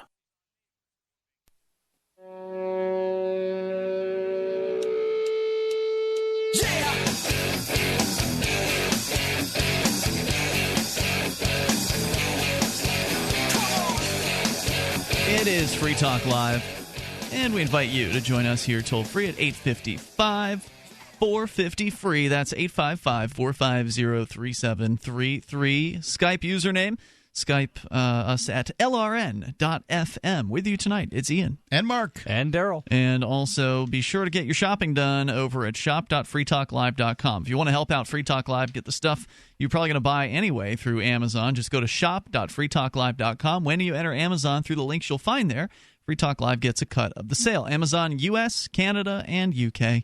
Just drop on into shop.freetalklive.com. We're talking about shopping to some extent here. Talking about employee-owned companies versus not, versus a company drawn sort of by a board of directors or a company led by a single person with a very clear vision. These are three different types of structures that exist. There are also companies like Publix, which are not employee-owned in whole, but employee-owned in part. And there's a story, actually there's a couple stories, one of them's too lengthy, I think, for the air, at Forbes, about, and it's actually a more recent story, about Walmart, how Publix's people-first culture is winning the grocer war. They're calling them the Walmart Slayer. The Economist, in a 2007 piece, writes a story called Publix, the Opposite of Walmart. And that's the one I'll share with you here. And then, Mark, you can ask your question about what makes Publix so special. With the rise of Walmart, smaller supermarkets across America have struggled to compete, but not Publix supermarkets, which recently opened, remember this is almost a decade old, this story, recently opened its 900th store in Murfreesboro, Tennessee, and is defying Walmart's market share success in food sales. Publix is America's largest privately owned grocery chain, with revenues in 2006 of $21.7 billion, up 5% from 2005, and net profits of $1.1 billion, up 11% from the previous year. Publix has a market share of more than 40% in Florida, its home state. Yeah. And it's taking business from Walmart and others as it expands in Alabama, Georgia, Tennessee, and South Carolina. I wouldn't say they're taking this whole thing of they're taking profits from this other company. The profits don't belong to the other companies. The profits belong to the customers, and the customers choose where to give those profits.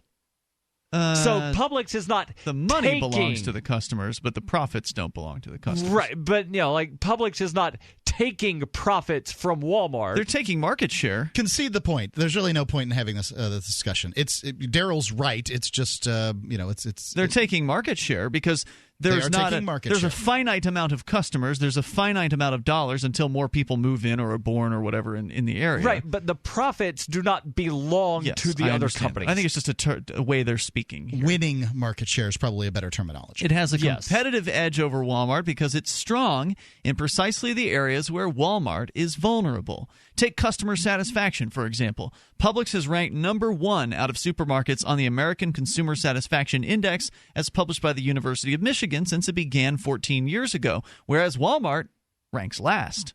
Publix employees have a reputation for going out of their way to please customers. Testimony to the motivational power of employee ownership, perhaps. Publix employees put your shopping into bags, take it to the car, and refuse tips unless you offer more than once.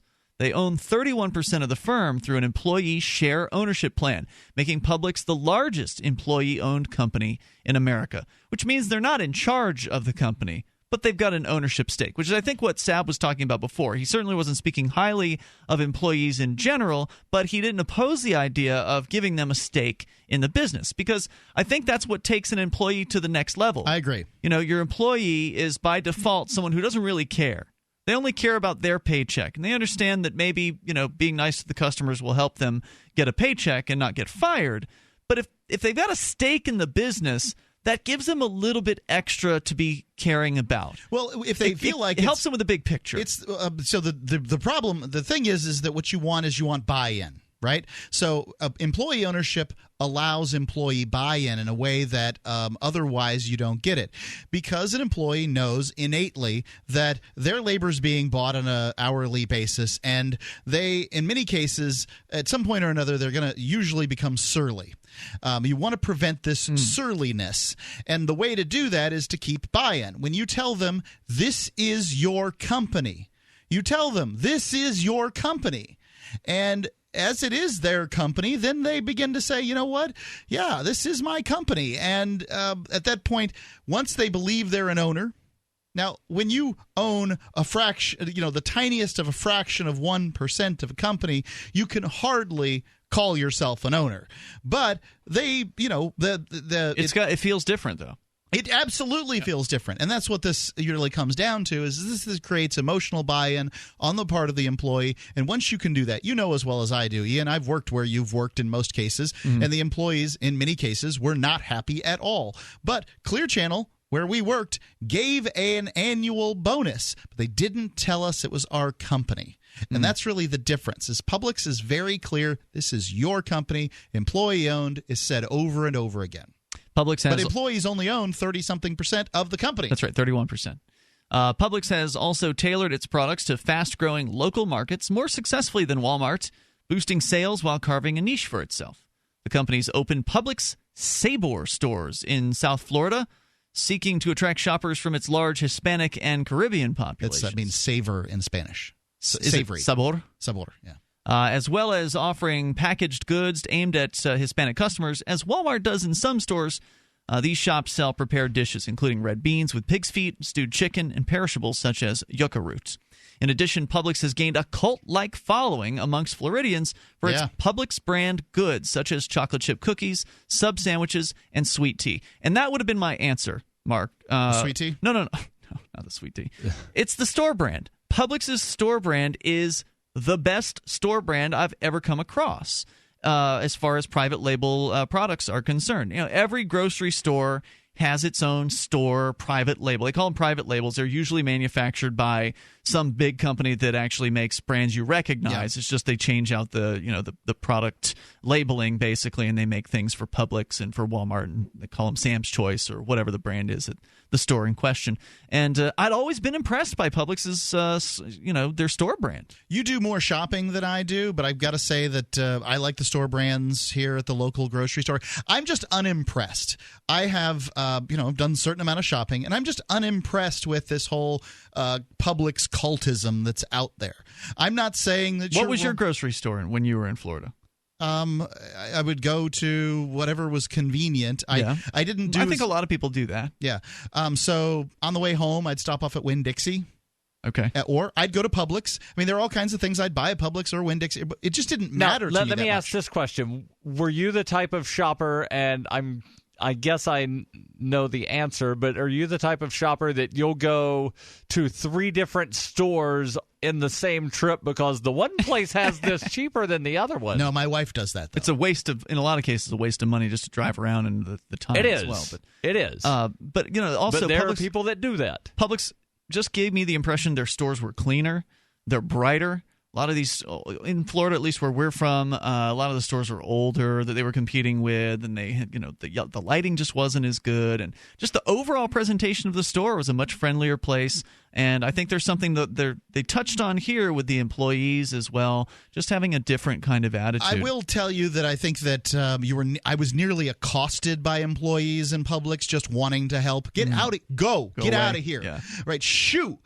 Whereas I can get what I need at a grocery store. If I'm like, I don't know where this thing is, I can find somebody that can help me. Generally, I will say that the employees at Publix are needier than most. And if you go in at the right time, the place is overrun by old white-haired ladies giving you free food. They have these the people that give samples. Yeah, the samples things are constant at Publix. It seems like, at least they're cooking them right there on like the little George Foreman grills. I love that stuff. Yep, toll-free number here. I don't know if it's certain days or certain times. I eat every one of the flavors that they have too. Like I'm getting my food You're while I'm there. 855-450-3733. Andy's taking their coupon. But frequently there's more than one of them. Like sometimes when you're in a grocery store, there's one old lady giving out a freebie. But at Publix, it's like every other aisle.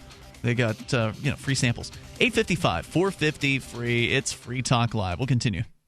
Dentist office, may I help you? Hi, I'd like to cancel my teeth whitening appointment. Oh, may I ask why? I found a teeth whitener that works in 5 minutes that I can do from home. Can I ask what it is? It's called Power Swabs, and it whitens your teeth in 5 minutes, doesn't leave my teeth feeling sensitive, and it's a lot less expensive than visiting the dentist. Hi, I'm John Greenhut, the CEO of Power Swabs, and if you want to whiten your teeth on average 2 shades in 5 minutes and 6 shades in 7 days, then try Power Swabs. There's no messy strips or trays that you'll have to leave in your mouth for an hour. Just swab your teeth and you're done. It removes stains on natural teeth as well as caps and veneers. Try Power Swabs risk-free. Dial 1-800-665-0387. That's 1-800-665-0387. I guarantee your friends and coworkers will be wowed by your new white smile. Try it risk-free and get free shipping and handling today. Dial 1-800-665-0387. That's 1-800-665-0387. Are you tired of commuting to a job that makes someone else rich,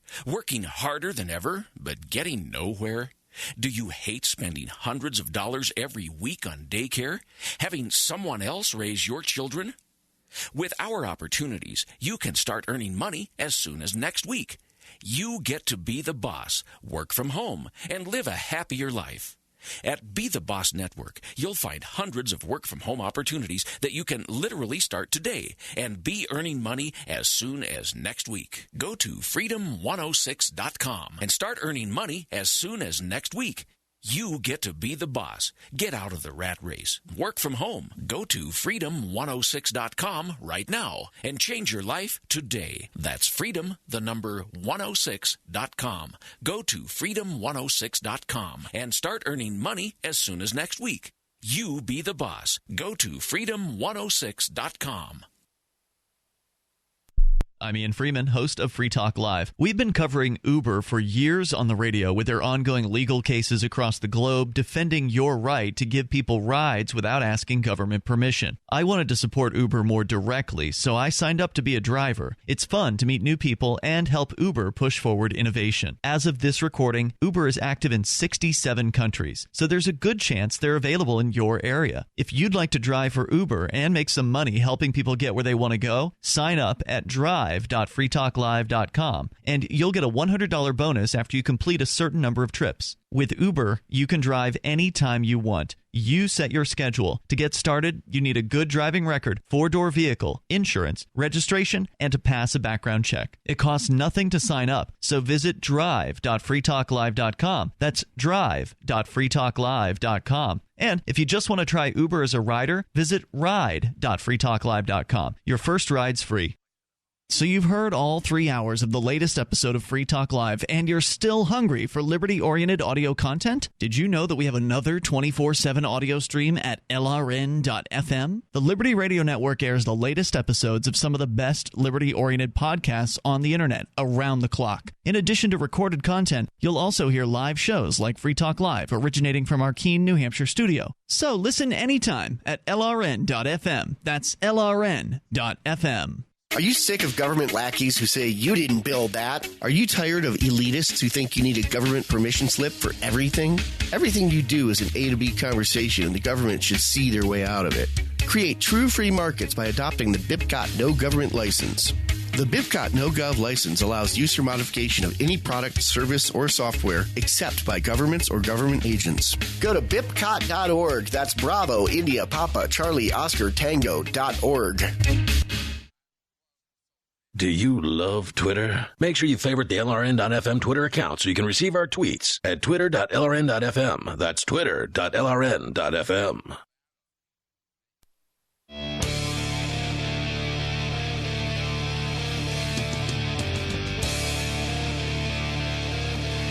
It is Free Talk Live. You may join the show here by dialing toll-free 855-450-FREE. That's 855-450-3733. Is there a best organizational structure for business? I don't know if I think that there is, but it's interesting hearing different people's opinions and, weighing in on what they think works the best. I think a lot of it depends on management style, the type of employees you have, and even the type of business that you have.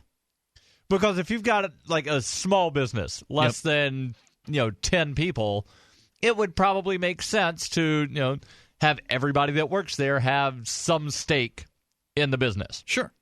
If you've got something with thousands of people, it would be unwieldy to have everybody have a stake and a say in the business. Well, Publix is making it work. They've got employees with 31% ownership. So when you say stake, do you mean a controlling stake, or do you mean, just a stake? Well, it depends on how you do it, because, to some extent, you're getting down into like fractions of a fraction if you're talking about just everybody has a share of the company. Then, all right, do you issue new shares every time you hire somebody so that they get a share? I don't know. Do you have a set number of shares and then you pull from... No, this isn't, Darryl, this isn't about the structure. This is about the psychology, the marketing that goes on inside the company. Because you're not just marketing, when you have a company, you're not just marketing on the outside, you're marketing on the inside too. Sure. And so if you could market to those employees, this is an employee-owned business, and you own part of this business. Then you increase that buy-in on the part of the employee, because most employees come with buy-in when you get them. They come on board, they're like, woohoo, I love this place. And then depending on their personality type, that buy-in tends to go away over time. Some people are naturally surly. Others, they're the hallelujah section of the choir. So it just depends on the kind of person. But over time, it whittles away. They say, you know what? I'm just here for a paycheck. I'm here putting in my time to get my pension or whatever it is. Union employees are, historically sort of the most vilified for this is, oh yeah, that's on fire, not my job. Those kind of that kind of thing. So that's the one end, and I'm not saying that every union employee is like that by any stretch of the imagination. I'm just saying that that's what the characterization is. And a lot of them are like that. I've seen union employees where they're like, not my job to pick up the screwdriver. Yep. Yeah, well, that may very well be the case. I haven't worked with any union employees because I'd probably jam the screwdriver in their neck over that. But this is, what you want is you want that employee who's working like he's going to be the next owner of the company. You want that guy. Well, in the case of Publix, not the owner of the company, but I believe the CEO. I told you there was a Forbes article, which is too long for the air, but I did kind of scan through it. Publix's president, Todd Jones, started out as a bagger 33 years ago. So that can happen. Let's go to Doug. He's listening in Illinois. We'll talk more about Publix versus Walmart here in moments. By the way, I don't own any stock in Publix. I just like to make it clear before we continue. Doug, you're on Free Talk Live. Yeah, I actually called in to talk about Meijer and the government. Do me a favor. Drop back off your phone a little bit. You're a little bit overmodulated. How about now? Okay, great. Go ahead. I actually called in to talk about Meijer and the government. They actually opened up a location up in Milwaukee. And they're actually in trouble with the government for undercharging for the milk. They actually have a law actually around the country. I don't know if they have it in New Hampshire, but you cannot charge for like milk or any product below what you bought it for, which I find it to be incredible. Government should not be involved in that at all. They have nothing in that. And the only thing that they're doing by doing that can be to protect the competitor. You all brought up a union issue. I worked for a while for a grocer up here called Jewel, and they are union. Mm-hmm. And I worked my butt off like an entire year. Our badge would actually, you'd have a medallion that you get for the people who would call in and, compliment you to management. And I got like 5 of them. I had been very productive worker. They could never promote me for the fact that there were people that were in front of me that were in the union. Again, we were a union company. They were terrible people. They were nothing more than what you would call like a clock puncher. They did the very bare minimum. But they were in front of me and how long they worked there. That sucks. And that kind of changed my opinion on the union. I am kind of very much anti-union. Look, if you are the type of guy where you want to go into work and you want to do the very bare minimum and you want to do nothing more than punch a clock all day, punch a clock in and out and do the very bare minimum, you want to work for a union job. Or go work for the government. Right. Most of them are. However, if you're a productive worker and you want to be judged on your individual work ethic, you do not want a union job for the fact that it will prevent you from moving ahead. And I actually left for the fact that I got fed up with it, and I went over to a non-union job, and in which I got promoted right away. I suspect that Publix's employees are non-union. Yeah, it's a Florida originated company. So about 6% of private sector jobs in the United States are unionized, and about 60% of public sector jobs in the United States are unionized. Doug, great comments. Really appreciate your call tonight. Toll-free number here, 855-450-FREE. An attempt to unionize 246 Miami warehouse workers several years ago in Florida in Publix failed by more than 2-1. So Publix employees appear to be just fine. Just how things are. Yeah, one thing I really have a problem with unions is that the sort of mandatory nature of them. I, as an employee, if there's 100 employees and I'm one of them, and 99 of them vote to have a union, why should I be forced to join their club? Isn't it a government law that forces you to in most cases? Depends on the situation. In most places, and it doesn't require 99 of them. I'm it just requires saying morally. Like Two-thirds?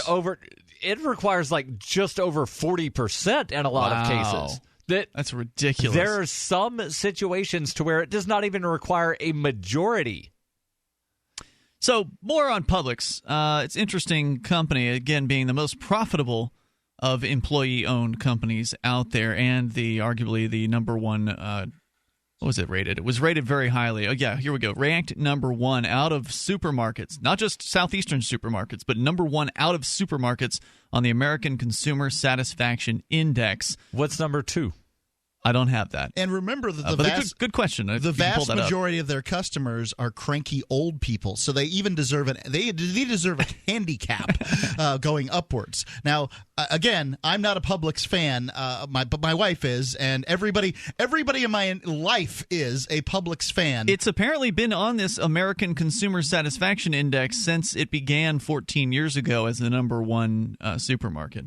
So they're really doing something right over there. They began selling, this is Economist.com, Publix has gained a cult-like following amongst Floridians for its Publix brand goods like chocolate chip cookies, sub sandwiches, and sweet tea. I gotta say, I've been to Publix on multiple occasions and had one of their freshly made sub sandwiches. You can get a sub sandwich anywhere. I don't know why this is such an amazing thing. They do a good job of it. I got submarine it's an sandwiches. Amazing sub sandwich. Right. It was huge. It was. We're gonna make the subs great again. Right. They charge more because they have boar's head meat. I don't remember it being more. It's a premium more. meat. I don't remember it being more. How much meat are you getting out of the head of a boar?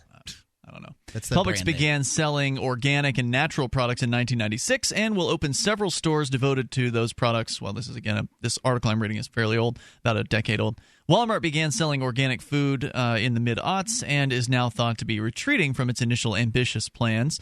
And although Walmart has introduced around 120 neighborhood markets, which are supermarket-sized outlets, so smaller stores, intended to compete with the likes of Publix, they are far less profitable than its traditional larger stores. And even these larger stores don't measure up to Publix. John Heinbuckle, a food retail analyst at Goldman Sachs, notes that Walmart's same-store food sales growth, though in the mid-single digits, has been falling. Yeah, and Walmart would definitely, I think, benefit from the employee-owned model because Walmart's basically considered some kind of slave trader or something like that because of the way that the employees are paid. Now, I disagree with that. I believe they're providing people with jobs that otherwise would not have them, so that's a good thing. Yeah, that's true. But it could be better. Well, I mean, the competition bears out, an employee-owned stake, and the fact is that, this is stock. You got it. If you can compensate somebody who's been there starting, say, 2 years, you increase employee retention, and you give a small amount of stock. What's the big deal? I think Walmart does do profit sharing. They just don't promote it as you own a portion of the company. It's the marketing. Toll-free number tonight, 855-450-FREE, 855-450-3733. Walmart's same-store sales growth slipped to 1.9% in 2006 compared to Publix, where theirs has steadily been increasing, 5.1% in the first 3 months of that year. 855-450-FREE is the toll-free number. You can share your thoughts. It's Free Talk Live. Here's a good idea. When you have a legal matter like creating your will or legally setting up a business with a corporation or LLC, you don't necessarily need a law firm. Use LegalZoom.com. At LegalZoom.com, you answer straightforward questions online, and they take care of the rest. They even review your answers for common mistakes and guarantee your satisfaction. Free Talk Live listeners, you'll get 10% off your order by typing in FTL in the referral box at purchase. Don't procrastinate with these important legal documents. LegalZoom.com. Free Talk Live has partnered with Amazon, the largest internet retailer. Imagine a department store category, and Amazon has it. Books, electronics, office products, furniture, jewelry, automotive, toys, clothing, sporting goods, and dozens of other categories. Now you can shop and support Free Talk Live by entering Amazon through our website. Go to shop.freetalklive.com, and Amazon will send us a portion of your purchase. You're going to do the shopping anyway, so remember to enter through our site at shop.freetalklive.com. That's shop.freetalklive.com. Radio is the most personal of mediums. I exist right now in your head. If you listen to Free Talk Live regularly, you know me. Free Talk Live is on more than 160 radio stations around the U.S. and has been downloaded on every continent around the world. Hundreds of thousands of listeners with ad packages from $600 a month to $6,000 a month. Imagine what we can do for your business, project, website, or idea. Email me, mark@freetalklive.com. LRN.FM is proud to announce our official listening apps for Android and iOS devices. Now you can easily tune into our streams anywhere, anytime on your smartphone or tablet. Just visit apps.lrn.fm or search for LRN.FM in the Android or Apple app stores.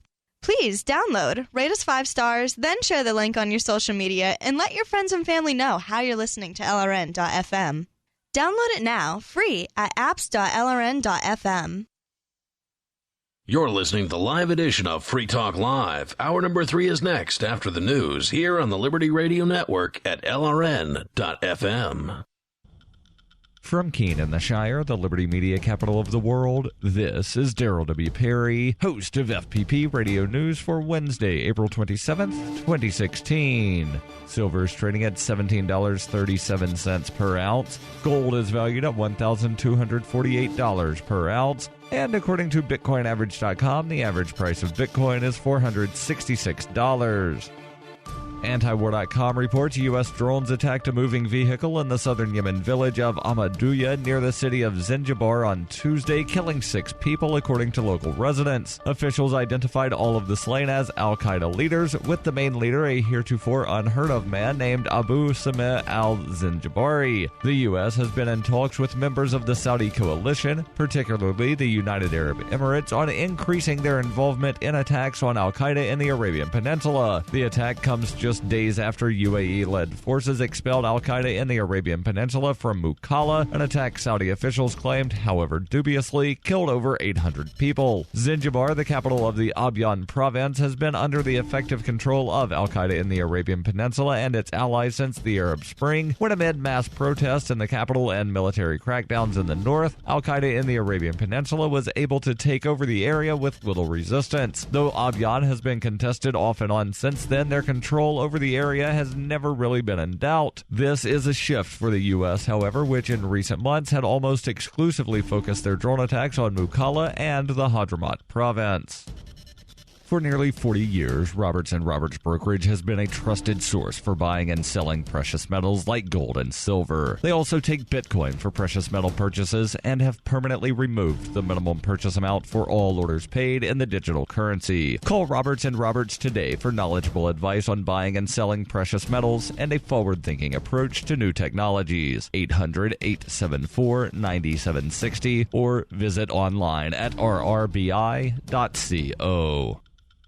UPI reports a federal judge in North Carolina on Monday upheld Republican-backed changes to election policies, including a controversial voter identification provision. The ruling will maintain the state's voter identification requirement, which is accused of violating the Constitution by being discriminatory against poor and minority voters. U.S. District Judge Thomas D. Schroeder in Winston-Salem upheld the annulment of several provisions, including allowing people to register to vote on the same day and the ability to pre-register, which allowed some to register to vote before their 18th birthdays. Schroeder also upheld a 7-day reduction in the duration of early voting. Schroeder wrote that the plaintiffs, which include the U.S. Department of Justice and the NAACP's North Carolina chapter, failed to show that such disparity will have materially adverse effects on the ability of minority voters to cast a ballot and effectively exercise the electoral franchise as a result of the 2013 law that enacted changes to voting. Schroeder wrote, "There is significant shameful past discrimination legalization. In North Carolina's recent history, however, certainly for the last quarter century, there is little official discrimination to consider. The U.S. Court of Appeals for the Fourth Circuit Court in Richmond, Virginia, will be the first to consider an appeal. The NAACP's lawyer in the case vowed to pursue an appeal and condemned Schroeder's decision. If you're fed up with the government running every aspect of your life, but you're not listening to the Lava Flow podcast yet, what's wrong with you? Go right now to thelavaflow.com/listen. The Lava Flow podcast, channeling the flow of information to the libertarian, anarcho-capitalist, voluntarist, and agorist community. Subscribe today using any podcatcher at thelavaflow.com/listen, or just go back to sucking up to the government. The Lava Flow podcast, striking the root every episode. Reuters reports the voyage data recorder from the ship El Faro, which sank in October during a hurricane off the Bahamas, killing all 33 crew on board, was located on Tuesday in 15,000 feet of water, according to the U.S. National Transportation Safety Board. The recorder, which may contain hours of information related to the cargo ship's engine and communications from its bridge before the sinking, was found using remotely operated undersea search equipment, according to the NTSB, adding that the next step was to determine how the device can be retrieved. The 790-foot El Faro went down off the Bahamas on October 1st while on a cargo run between Florida and Puerto Rico. It was the worst cargo shipping disaster involving a U.S.-flagged vessel in more than 3 decades. An earlier effort to find the recorder was not successful. Federal officials put hearings on the disaster on hold after 2 weeks in February, hoping that another search could retrieve the device and produce more detail. This has been FPP Radio News, online at fppradio.com. Hundreds of exasperated Americans confirmed Thursday that, for f***'s sake, the article they just clicked on is actually a stupid video. I clicked on the story thinking I'd be in and out of there in 30 seconds, but then that little buffering thing popped up and I was like, here we go. Quickly hitting the mute button after being disoriented by a loud blast of noise from some stupid ad for Hotels.com. Many of the deceived then scanned the webpage for some corresponding write-up so that they could simply read in peace, but reports indicated that would just be too convenient, wouldn't it? Look, I don't want to watch a report or interview or panel discussion or whatever the hell this is. I just want to skim an article real quick and move on with my day. This is bullshit. After seriously considering hitting the back button on their browsers, sources say the majority of readers decided to just let the video play out. You know what? I'll watch the thing, and I'll probably watch the next video that automatically loads afterwards. This is the Onion News Network.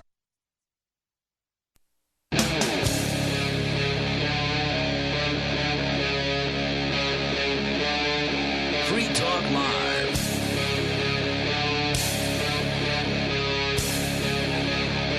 It's Free Talk Live, and you can join us here toll free, 855-450-FREE. That's 855-450-3733. Skype username, it's LRN.FM. With you tonight, it's Ian.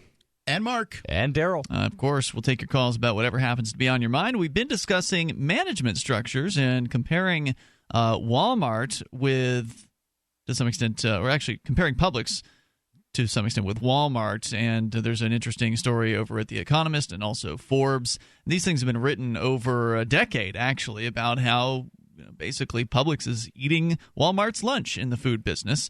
And Publix Which one of the two companies is making that lunch? Good question. Publix does have some darn good sub sandwiches. Publix, the southeastern grocery chain, according to The Economist, has for years been at the top of the American Consumer Satisfaction Index published by the University of Michigan, and it's number one of all supermarkets apparently in the United States, whereas Walmart ranks last.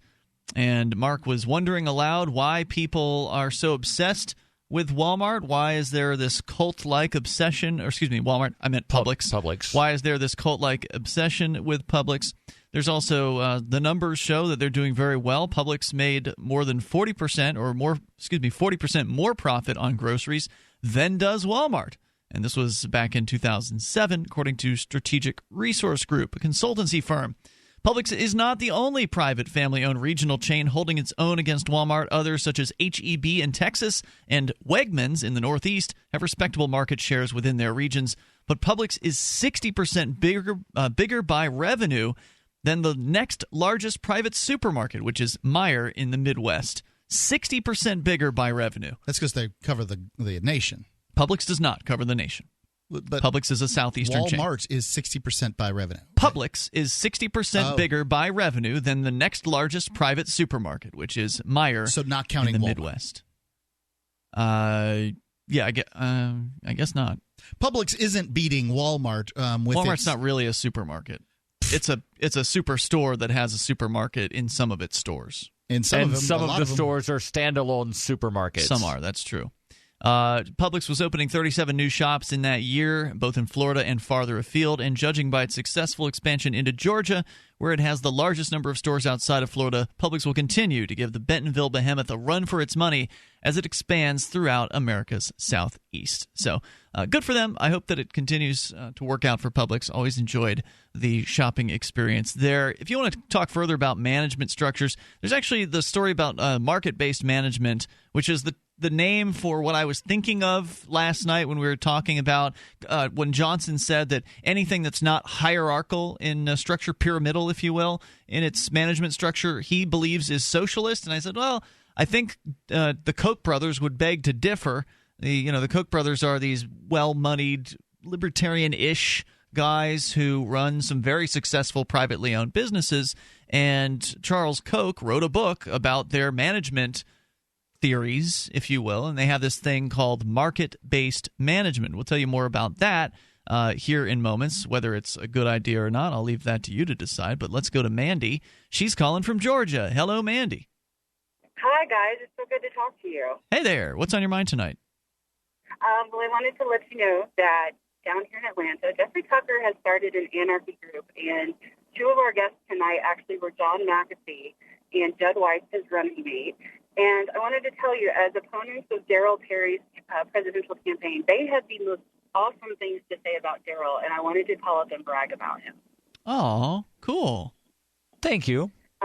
What nice things did they say about Darryl? They said that he was the most principled candidate in the race. They said that he is staunch in what he believes, and that certainly there is nobody that compares to him when it comes to how principled people are in the libertarian race right now. Awesome. Some very nice compliments. Yeah. Darryl is, by the way, running for president. He's running for the nomination of the Libertarian Party. John McAfee, the man you mentioned, is one of his competitors. Others have attacked you outright, Darryl, including a man named Derek, who is running, a really ridiculous character that was just... You guys were in a debate last night with, I think it was Berkeley, California school. Cal Berkeley's Young Americans for Liberty hosted a candidates forum. There were 3 other candidates plus myself that attended. You looked good. You were well-dressed, well-lit. The others were like kind of in their bedrooms, and Derek Reed, who was the other guy, was obviously in his office with a camera tilted up, pointing at all the plaques that he has behind him. And this is one of the guys who believes he can actually win if he receives the Libertarian nomination. He also said that delusional. He wants to bring back public executions and, quote, unquote, force the 10-year-olds to watch the legs twitch. Oh, my gosh. Mandy, was there more you wanted to share, or you just wanted to get that good news out? I wanted to get the good news out, but I'll leave you guys with this. As somebody who frequents Publix, their subs and food are superior to Walmart. There you go. Thanks for the call tonight, Mandy. I appreciate it. Yep, right there in Georgia, so she knows. Toll-free number is 855-450-FREE. I would have never compared Walmart and Publix, but there are other grocery stores in Florida besides Publix, and they seem to they don't seem to get the sort of the credit. It's just, I don't know. They don't do it as well, period. Let's go. Seemed fine to me. Here's the store. Well, you can get the damn food from the other stores. But that's what I'm going to a grocery store for. I don't want to pay extra for better lighting and a concrete tree in the middle of the food court. I don't want that stuff. I just want to go get my groceries. Put the produce on one end. Put the seafood on. Put the meat on the other end. Run the cheese and the dairy along the back wall, and then put the boxed food that comes in boxes, bottles, and cans in the middle. So what store has concrete trees? Lots of stores have concrete trees. This was a thing to do like 10 or 15 years ago. I've never noticed. I mean, that's not to say they don't have you ever walked into Hannaford's here in Keene, New Hampshire? Yeah. You'll walk into a concrete tree. Those if are you made don't- out of concrete? Well, okay, they're stuccoed. Okay, well, anyway. So you can bring up whatever's on your mind here and take control of the airwaves. You could even call in to say Mark's a crazy person. Market-based management. This from the Wikipedia article about the Market-Based Management Institute. Yeah, that's right. They made a whole institute about promoting this idea. It is mbminstitute.org is their site. MBM challenges traditional American business practices and encourages a relatively flat hierarchical structure with the free flow of ideas between all levels of an organization. Employees are encouraged to approach their work from an entrepreneurial perspective and be rewarded based on the value that they bring to the company, rather than only the amount of time that they spend at work. This encourages workers to use their own deductive powers to overcome obstacles and be creative in their decision-making, rather than waiting for orders from higher-ups. Problem solving, the theory contends, is best carried out by those closest to the problem, the workers. This, they say, is the best way to use the collective brain power of the entire organization rather than just that of a top few decision-makers. Research fellow Tony Woodliff explains, quote, "At the biggest level, essentially what we're talking about is helping the owner or the manager transition from being somebody who makes all the decisions and has to deal with all the problems into being a coach and a leader on a team of people who can use their own brains. And that, I think, leads to a more successful company because you've got more brains involved. But it also allows the manager to be the person that he probably envisioned being when he first got into management, instead of a prison warden or a babysitter or somebody that has to solve problems that common sense ought to be able to solve." Unquote. He does go on to note, however, this is not always the best system for organizations to implement immediately, as it puts a lot of responsibility on individual employees to make decisions on their own and consequently be held accountable for them. It can also be difficult. Yeah, that sounds.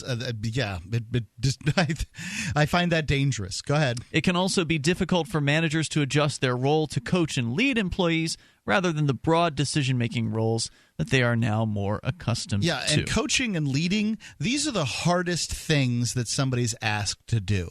It's just really, really difficult. It's a lot easier to give orders. So anyway, that's a little bit about market-based management. For anyone who wants to dig in further, you can Google it. Whether it would work well for your company, I have no idea. 855-450-FREE. But it is important to try new things. 855-450-3733, unless your thing's working, in which case, keep doing it. 855-450-3733. Take control of the airwaves here on Free Talk Live. More about the mom in trouble for letting her kids out in the backyard. It's Free Talk Live. Dentist office, may I help you? Hi, I'd like to cancel my teeth whitening appointment. Oh, may I ask why? I found a teeth whitener that works in 5 minutes that I can do from home. Can I ask what it is? It's called Power Swabs, and it whitens your teeth in 5 minutes, doesn't leave my teeth feeling sensitive, and it's a lot less expensive than visiting the dentist. Hi, I'm John Greenhut, the CEO of Power Swabs. And if you want to whiten your teeth on average 2 shades in 5 minutes and 6 shades in 7 days, then try Power Swabs. There's no messy strips or trays that you'll have to leave in your mouth for an hour. Just swab your teeth and you're done. It removes stains on natural teeth as well as caps and veneers. Try Power Swabs risk-free. Dial 1-800-665-0387. That's 1-800-665-0387. I guarantee your friends and coworkers will be wowed by your new white smile. Try it risk-free and get free shipping and handling today. Dial 1-800-665-0387. That's 1-800-665-0387. Are you worried about your mom or dad living alone in their house? Hi, I'm Joan London. Listen, I know how difficult it is to find senior care for someone you love. That's why I recommend a free service called A Place for Mom. They are the nation's largest senior living referral service. Call A Place for Mom today. To receive free information on senior living communities in your area, call A Place for Mom at 1-800-704-6182. A Place for Mom offers free one-on-one advice from local advisors and a personalized list of senior living communities you can visit. If you have questions about senior care for your mom or dad, there's a place for answers, A Place for Mom. Call A Place for Mom in the next 10 minutes to get your free ebook on financing senior care as well as free information on senior living communities in your area. Call 1-800-704-6182. That's 1-800-704-6182.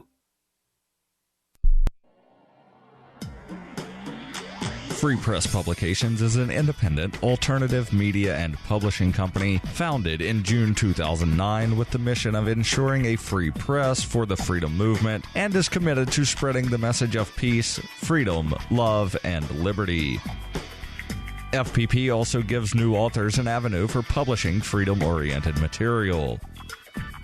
FPP brings you daily news and commentary on the website fpp.cc, as well as a daily 5-minute newscast, FPP Radio News, and weekly news, views, and commentary in the FPP Freedom Minute and Peace, Love, Liberty Radio at fppradio.com, and the monthly newspaper FPP News at news.fpp.cc. Find FPP online at fpp.cc. That's fpp.cc, as in Creative Commons. DVD, books, music, instruments, periodicals, computers, software, electronics, photo, cell phone, office products, home and garden, bed and bath, furniture, kitchen, pet supplies, automotive, hardware, apparel, shoes, jewelry, grocery, healthcare, sports and outdoors, toys, games, used, and more. It's a department store at your fingertips. Shop.freetalklive.com. Get all your shopping done, get a great deal, and a portion of your purchase goes to benefit Free Talk Live when you enter Amazon via shop.freetalklive.com. This Your Family Today tip is brought to you by Juicy Juice, 100% juice, providing a full serving of fruit in every 4 ounces. Visit us at juicyjuice.com. When it comes to nutrition, kids need both fruits and vegetables every day to stay healthy and grow. For the ideal mix, your kid should have at least 1.5 cups of any veggie or 100% veggie juice, and 1 cup of any fruit or 100% fruit juice a day. For more tips like these, visit us at parenthood.com/yourfamilytoday. Listen to LRN.FM on any phone, anytime. 213-493-0309. That's 213-493-0309.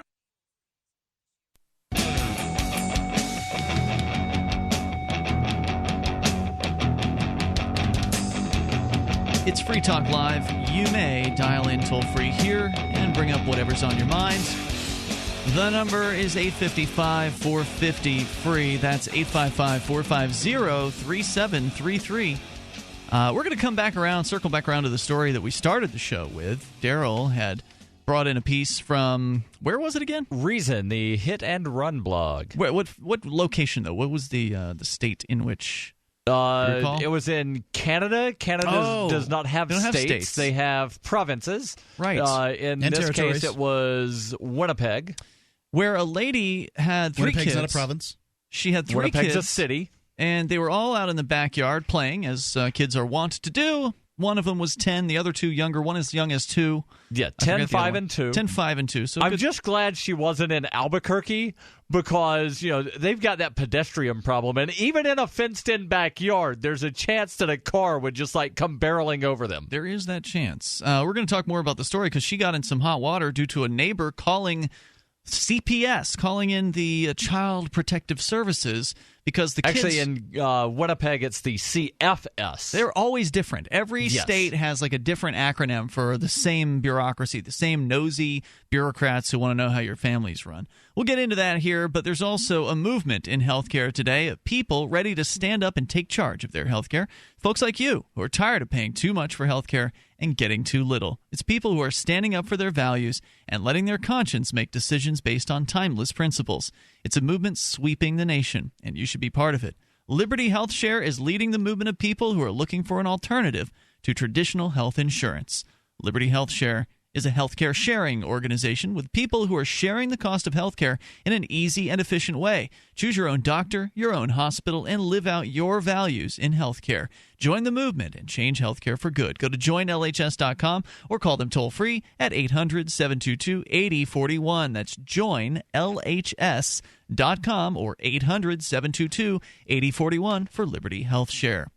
So, Darryl, the CPS or whatever the hell they're called, the Child Protective Family people, they showed up at this lady's house because a neighbor had called on her because her kids were in the backyard, fenced-in backyard. Yes. While now the neighbor presumably didn't know this, while she was watching because the neighbor didn't bother to ask. Right. She was watching them through the window while she was washing dishes. Yes. And the neighbor called to report unattended children So a representative from CFS showed up, began asking questions about what her childhood was like, how she punished her children, and where they slept. They even looked in the refrigerator. Lenore Skenazy, who wrote this piece for Reason, says happily the psychologist that the CTV reporter interviewed to provide some clarity pointed out that neighbors should complain to one another, not to the authorities.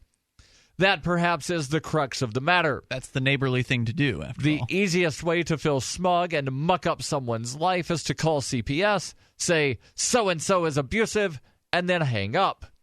The system dedicated... You don't have to deal with the consequences. You just call the phone number. You're allowed to make anonymous complaints. The system dedicated to the idea that child abuse is so rampant that no stone can be left unturned seems to investigate every call, even ones about kids neglected in their own yard. So why does this story thrill me? Lenore asked. Because the more we hear about these Kafka-esque investigations of families of healthy children engaged in mildly unsupervised playtime, the more we resolve this has to change. Barring actual abuse, parents must be allowed to raise their kids the way they think is best, even if a CPS worker would raise her kids some other way.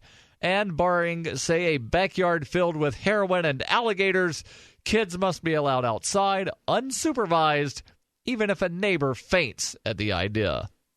Absolutely right. And just a couple of unsolicited tips for the mom in question here who, she thought she was doing the right thing by answering the door. You got no obligation to talk to these people. I'd like to make that clear. Now, I don't know if that's true. This isn't. I'm not an attorney. We don't know if that's true in Canada. Yeah, I'm not an attorney. This isn't legal advice. But it's my understanding that you've got no obligation to talk to these people. After all, you shouldn't have an obligation to even open the door for them. How do they know you're even home? Some strangers knocking on your front door with a bunch of questions. They want to come inspect your refrigerator, look around at your house. Look, it's none of their damn business. You don't let those people in. And I think back of my childhood, we were unsupervised a lot earlier than kids are unsupervised now. And by earlier, I mean earlier in your childhood. Mm-hmm. I was out riding my bike at 6 years old. For sure. And going up and down the street without supervision, going over to the next street over. I know there wasn't supervision. You can't see through these Right, we were playing in the woods by the creek. We also don't know what the representative from CFS did. They could have come to the backyard. Like we don't know. They could have jumped over the fence, gone into the backyard, banged on the back door and said, if anybody's here, open up or we're taking the kids. I suppose you're right about that, but it seems that would be less likely than them just knocking on the front door. Probably, but they could have yelled something about, if anybody's here, answer the door or we're taking the kids. Well, certainly because that's ultimately what they would have done had she not answered the door. Oh, maybe not. Kids might have been inside by that time. That's what's so scary. That's the reason people answer these questions is because when it comes to CPS, there's no policing organization that has that holds you so hostage. Right. Because when it comes to your kids, when it comes to my kid, I would blow up my car and set my house on fire before I would have him injured in some kind of lifelong way. So this is the most important, call it a thing, in the world to me. And that's how it is for other parents. That's why they answer these questions. They're like, hey, just go away. Just go away happy. Don't think about me anymore. But that could make it worse. Answering their questions. I don't know. I'm not a psychiatrist. I'm not proposing to know what. I'm telling you, if this is an enforcement of law enforcement organization, as you said it was earlier, answering questions generally will make things worse. Well, what I would do in this circumstance is try to get my kid in the house as quickly as possible. And he already has been informed that he doesn't talk to government agents without our permission. He gets in the house as quickly as possible, and you just don't answer. Goodbye. And if you're going to not answer the question, the best thing to do is say, I want to speak to an attorney. That's always a good way to answer. Because if you just don't answer the questions and don't say, I want to speak to an attorney, things aren't going to end very well either. I agree with you. If you've opened some sort of conversation, you realize you want to get out of it, that's the best way to do it. In my opinion, though, don't even start the conversation in the first place by answering the door. Just ignore those people. Let them get their warrant or let them bring the police. At that point, you can deal with it then, and then ask for your attorney at that point. Again, not legal advice, just how I would handle it. Let's go to Tim in Wyoming. You're on Free Talk Live. Hello, Tim. Hi, and thanks for taking my call. I appreciate it. Now, I actually used to know somebody that worked for CPS, and the person was pretty much a very officious kind of person. So I was not happy with knowing that one of my relatives actually worked for them. But that's just the way it goes. You can't choose your relatives, but you can choose your friends. So, but anyway, the reason I called is I wondered if you guys had brought up or heard about possibly Edward Snowden had talked to Fareed Zakaria in a debate, actually debated Fareed Zakaria over encrypted phones on CNN. I don't know who Fareed Zakaria is, but I'm sure you'll tell me about it. Hang on, Tim. Toll-free number is 855-450-FREE, presumably someone who doesn't support encryption if he's debating Edward Snowden. 855-450-3733. You may take control of the airwaves. This is Free Talk Live. A good stove is at the top of the list for any serious survivalist. That's why you have to see the full range at Emberlit.com. Simple, elegant, but extraordinarily efficient. Available in titanium or stainless steel, the Emberlit line of stoves are ultralight, pack flat, and work great. Fueled only by sticks and debris. From emergency situations to long-term survival, Emberlit stoves are up to the task. Emberlit, the most convenient, easy-to-carry wood stoves on the planet. See them all at Emberlit.com. So you've got to take a state construction license exam or certification. Can't decide on what books or what chapters to study? Discover right now how you can eliminate unnecessary books and wasted study time. At contractorexam.com, our study materials zero in on state-required test topics in an effective, multiple-choice format. So whether you're a plumber, electrician, general contractor, or other construction-related trade, contractorexam.com will help get you prepared. Visit us at www.contractorexam.com today.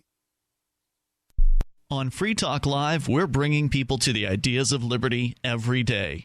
From wrestling superstars like Glenn Jacobs. You guys really are having an impact, I believe. Like I said, a lot of where I am now is due to listening to Free Talk Live. You changed my mind on some very important issues years ago. To random people tuning in on the radio. I was kind of stuck in the left-right paradigm. I heard your show by chance on a Saturday night. From there, I went on, joined the Free State Project, and become an amplifier. So, I mean, that's really the reason why I amp is because I know that if it wasn't for you guys being on as many stations as you are, I never would have found the ideas of liberty. Your amp will directly change more lives by getting Free Talk Live in front of people looking for talk radio online and on the air. When you amp Free Talk Live, you get perks like access to the AMP-only Facebook group and AMP podcast. Visit amp.freetalklive.com. Are you a political activist who does things that the government might not like? Then this free ebook may save your life. Rats is your guide to protecting yourself against snitches, informers, informants, agents provocateur, narcs, finks, and similar vermin. Rats was written by OG libertarian Claire Wolfe. Rats is a short book, easy to read, and available free in many formats. Download Rats free at rats-nosnitch.com. That's rats-nosnitch.com. The three most important things you can do for Free Talk Live are: 1, share one episode a week on Facebook or in some other social networking site. 2, buy the things you buy online through shop.freetalklive.com. 3, give $5 a month to the AMP program. It's my firm belief that Free Talk Live's AMP program is the best use of your charitable dollar among liberty-oriented organizations. Support all the organizations you love, but make sure you give $5 a month to AMP at amp.freetalklive.com. Every once in a while, you get information that's worth changing your life for. This is one such time. You can save up to and beyond 25% on all purchases at Amazon. You probably heard of Bitcoin and just not thought much about it. You certainly know that you can get competitive pricing at Amazon, but now you can get a 25% discount on nearly everything you need to live. I've just given you a huge raise, and all you have to do is claim it. You go to saveitpurse.com and open an account. Do this right now. Don't wait. Then you fund the account with Bitcoin. I know this sounds unbelievable, but at my house, we saved as much as 45% off of a new item on Amazon. This information is worth you changing the way you do things. Go to saveitpurse.com right now, get signed up, and cash in on the huge raise I'm offering you. 15 to 25% off of everything at Amazon through saveatpurse.com. It's saveatpurse.com. If you enjoy LRN.FM, please contribute to your favorite shows via their websites and become an amplifier at amp.lrn.fm. That's amp.lrn.fm.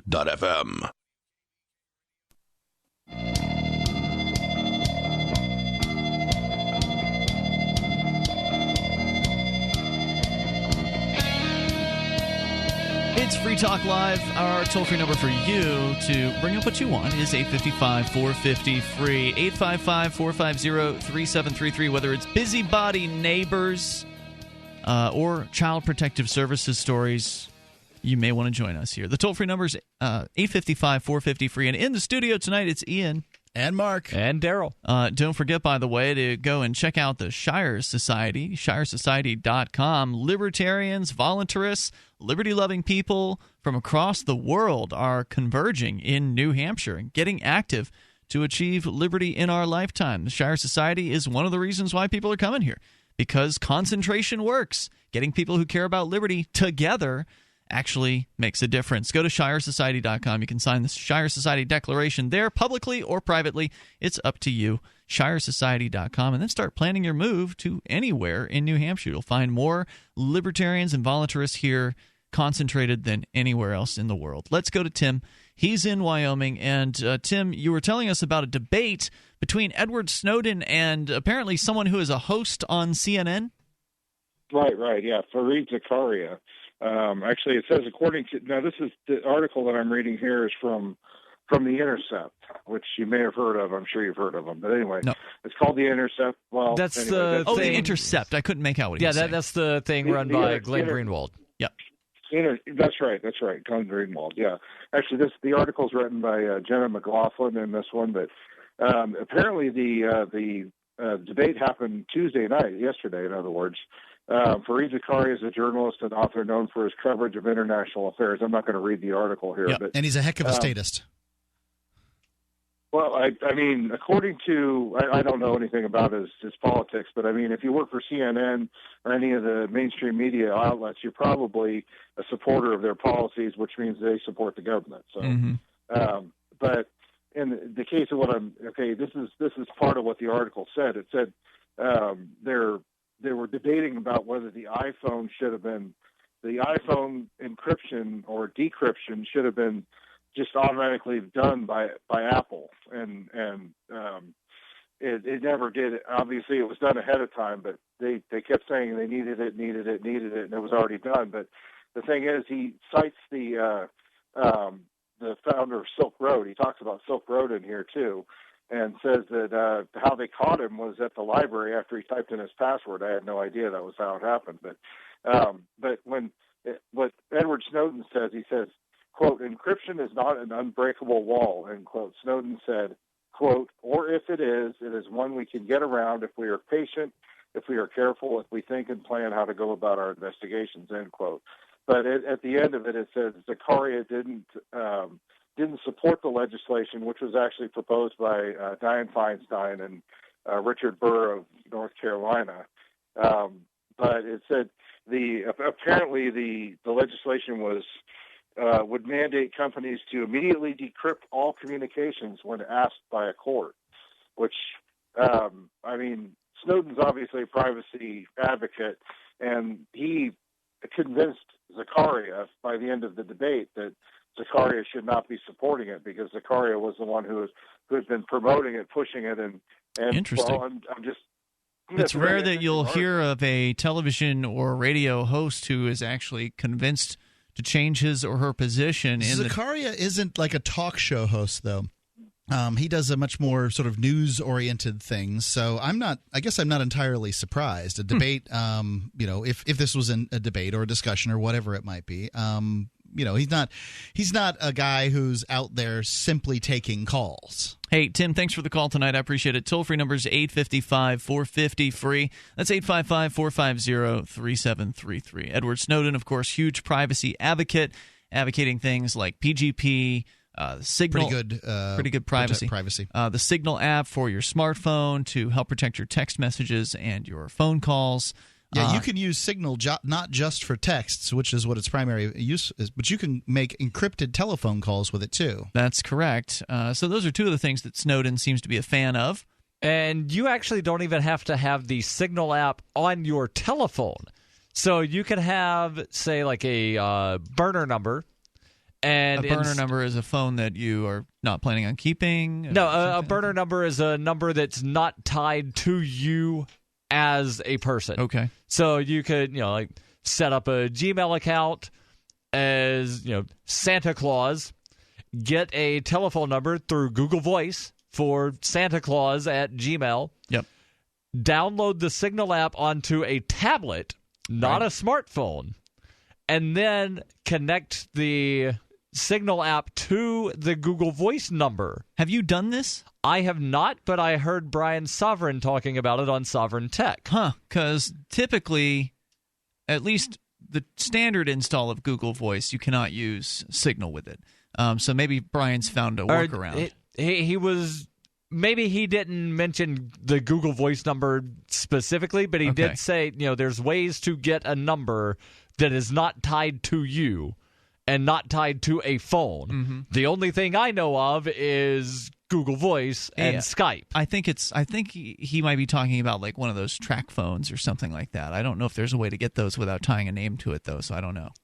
I guess if you go to Walmart and you have everything completely prepaid. Because Signal will work over the standard. Anyway, what he was saying is if you put the Signal app on a tablet instead of on an actual phone, right, then that's an extra level of protection because it's not tied to your name. Okay.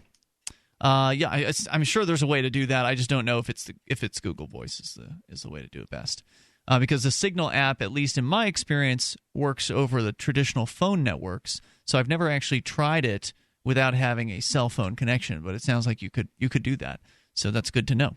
It means they've upgraded it and they've made it better over the years. So you can join us here. The toll-free number is 855-450-FREE. Darryl, is there more on this mom with the CPS, or do we finish that? There was not. We finished that. Okay, very good. So then we'll move on to NJ Weedman. He's been attacked by officers in tactical gear. At least his home was. They descended on New Jersey Weedman's joint in Trenton Wednesday afternoon. I'm sorry, I don't think that's even his house. Let's see. There's, I think that's actually a business of his. Called The Joint? It's an eatery, yep. Owner Ed Fortune, better known as NJ Weedman. We've had him on the show as a guest in the past. He is the most visible person in the New Jersey cannabis legalization scene. He's big black guy and is always decked out in colorful clothing and is a really well-spoken advocate for. He's among the most visible in the planet in marijuana legalization. He's run for governor in the state of New Jersey, and his name is Weedman. Yeah, well, it's Ed Fortune, but everyone knows him as NJ Weedman. I don't think he's done a legal name change on that one. I know when he runs for office, somehow he's able to have NJ Weedman on the ballot. Maybe he did change his name legally. Anyway, he opened up the restaurant across from City Hall to fanfare last year. The building and the adjacent Liberty Bell Sanctuary, a cannabis church that he runs, were sealed off with police tape Wednesday as officers with assault rifles investigated. Witnesses said Fortune was detained with several others and loaded into a police van. Police shut down a portion of East State Street during the incident, and the Trenton Fire Department ladder truck was called in so investigators could access a roof. Trenton police say they were working with the Mercer County Narcotics Task Force on the operation, and authorities were not immediately available to elaborate on the investigation. Last month, Fortune, one of New Jersey's best-known marijuana legalization advocates, filed a lawsuit against Trenton police after several late-night visits that officers made to his businesses. It followed several complaints he made on social media and in news accounts that city police were harassing him and his customers. Fortune had said until police started visiting him last month and in late February, he'd been operating the restaurant in Temple without incident and a growing community of peaceful potheads. Fortune said he suspects that his marijuana views and the known fact that he smokes cannabis at the location have caused the police to unfairly target him. We'll tell you more, and I bet he's right about that. 855-450-FREE. This is the price you pay for being an activist, is you get targeted by the state. 855-450-3733. We'll continue, and you can join us here. We've got Skype as well. Skype username is LRN.FM. We've got enough time for you in the remaining moments of Free Talk Live. They're coming up. Here's a good idea. When you have a legal matter like creating your will or legally setting up a business with a corporation or LLC, you don't necessarily need a law firm. Use LegalZoom.com. At LegalZoom.com, you answer straightforward questions online, and they take care of the rest. They even review your answers for common mistakes and guarantee your satisfaction. Free Talk Live listeners, you'll get 10% off your order by typing in FTL in the referral box at purchase. Don't procrastinate with these important legal documents. LegalZoom.com. DVD, books, music, instruments, periodicals, computers, software, electronics, photo, cell phones, office products, home and garden, bed and bath, furniture, kitchen, pet supplies, automotive, hardware, apparel, shoes, jewelry, grocery, healthcare, sports and outdoors, toys, games, used, and more. It's a department store at your fingertips. Shop.freetalklive.com. Get all your shopping done, get a great deal, and a portion of your purchase goes to benefit Free Talk Live when you enter Amazon via shop.freetalklive.com. Is negative content or comments on the web affecting your personal or professional reputation? Unfavorable comments, embarrassing pictures, videos, legal documents, and negative articles can ruin your personal life, your career, or your business. It happens a lot, and it's just not fair. But what can you do? ReputationDefender.com can help protect your good name. Get a free consultation now. Call 800-831-0771. That's 800-831-0771. Call right now for a free expert reputation analysis. It's easy to squash the unfair attacks with our patented system, and the analysis is absolutely free. Make the best things about you jump out in searches. Protect your personal and professional reputation, your business, and your income. Get your free reputation analysis from ReputationDefender.com right now. Call 800-831-0771. 800-831-0771. That's 800-831-0771. Or visit ReputationDefender.com today. Money, power, and respect are all yours at CreditSuccessSecretsRevealed.com. Be seen as an industry leader. You can do it. The last application you filled out when it was time to hit submit, did your nerves spike? You didn't get the approval you seek, but there's a better way. We teach you exactly what to place into the right systems the right way the first time so you get approved. Get up to $100,000 in instant business credit. Many people will get cash on the spot. Use those two tools in your new corporate credit engine so you can walk into the bank and get your project funded today. It's all about today at CreditSuccessSecretsRevealed.com. Credit Success Secrets Revealed is explosive and ignites instant results. Dial 1-800-707-8719. That's 1-800-707-8719. 1-800-707-8719. Or just go to CreditSuccessSecretsRevealed.com. You can listen to Free Talk Live on the radio, podcast, satellite, webcam, and our live streams. But did you know you can listen to Free Talk Live from any phone, anywhere? Add this number to your phone, 213-493-0308. It's a long-distance call, so make sure you're familiar with your phone's calling plan. The Listen Lines are airing the latest episode of Free Talk Live 24 hours a day, including our live shows. Call 213-493-0308. That's 213-493-0308.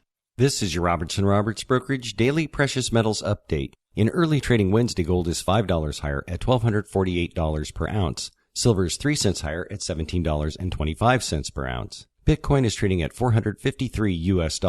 Considering buying gold or silver as an investment, Robertson Roberts Brokerage has been helping customers buying and selling precious metals for nearly 40 years. Give us a call at 800-874-9760 or visit us online at rrbi.co. You can put the Liberty Radio Network on the air in your area. Visit broadcast.lrn.fm to learn how. Broadcast.lrn.fm.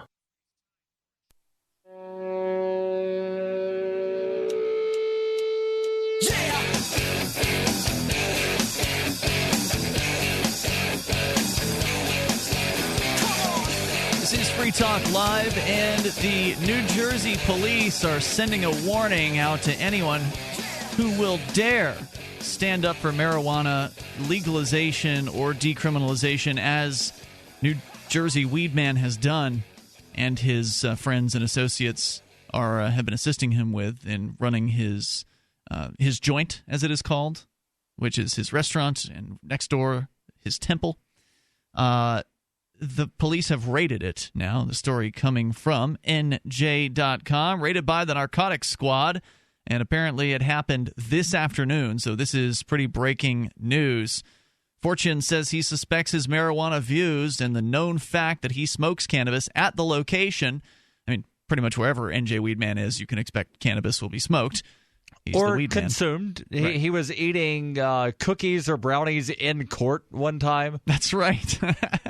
And he does have a medical. I guess I'm unsurprised. I'm not in support of this by any stretch of the imagination, but it doesn't. Of course not. The government's a violent criminal gang, and they will use violence to silence their opponents. I mean, if they know that if marijuana is illegal in that particular state, they know that the guy's consuming marijuana on the property, then what a surprise. I believe he has medical permission to do so. Okay. The police are not in that state, though, right? I think that he does. Okay. The police are creating the problem, he says. I am not creating the problem. Earlier Wednesday, NJ Weedman posted a video on his Facebook page in which he again says Trenton police were unfairly targeting him personally, partially due to the lawsuit. Again, he filed a suit against the Trenton cops. Right. The video includes surveillance footage of police officers in his business on April 18th. A Trenton police spokesbureaucrat, though, said in March that police have received, quote, numerous citizen complaints. Oh, yeah, I'm sure unquote, people are just complaining. From the area at times, and the businesses were open after 11 p.m. in violation of a city ordinance that requires some establishments to close down at 11 p.m. How dare you be open after 11 p.m.? Fortune argued the closing of the Liberty Bell Temple is a violation of his religious freedoms. In response, he filed a lawsuit against the Trenton police in a U.S. District Court in Trenton, asking for an injunction against the agency, a jury trial, and a $1 million in damages. Fortune wrote in the complaint, quote, "Our temple is an alternative religious organization that keeps night hours. We cater to a late-night congregation. We are not a business, but a temple. We are open 24 hours," he wrote. Also in November, the Trenton City Council chamber, Fortune fired up a joint and repeatedly, I love that. More people should do that kind of civil disobedience. And repeatedly, because even if it's legal for him to have it for medicinal purposes, there's probably a no smoking rule in the city council chambers. Anyway, he repeatedly called the council members cowards after a resolution that would have backed the legalization of marijuana died on the floor. Now remember, resolutions aren't laws. A resolution would just be the city council saying, we support this. And they wouldn't even do that. During Wednesday's police operation, they call it an operation, it's a raid. They were armed. They shut the place down. Numerous potential customers and others happened upon the scene, expressing frustration that the police had raided the joint. One was Buck Malvo, who said he's a former manager of the Liberty Bell Temple. He says the marijuana smokers in the temple have medical licenses, and they've never had problems before. Quote, "There's no distribution going on inside the temple. We never thought anything like this would happen." Moments later, Malvo started yelling at police officers and cursing, prompting police to add more tactical officers to the front of the business in a show of force. On Tuesday, Fortune posted a help wanted ad on Craigslist for a hostess at the eatery. Quote, "Must be creative, efficient, health conscious, have a good work ethic, and be able to roll a joint for the boss." NJ Weedman. What a character. He really is, a heck of an activist, and obviously, I think there's a real sort of problem in this nation when it comes to religious freedom. So you're supposed to be free to do what you want in the name of religion. I think you should be able to be free to do what you want in the name of philosophy. Sure, but smoking marijuana has been, and using other substances have been religious rights for religions all around the world for millennia. That's true. And these people think that they can just pass laws to outlaw this substance and then prevent people from using it for religious purposes. Yeah, it seems like they can.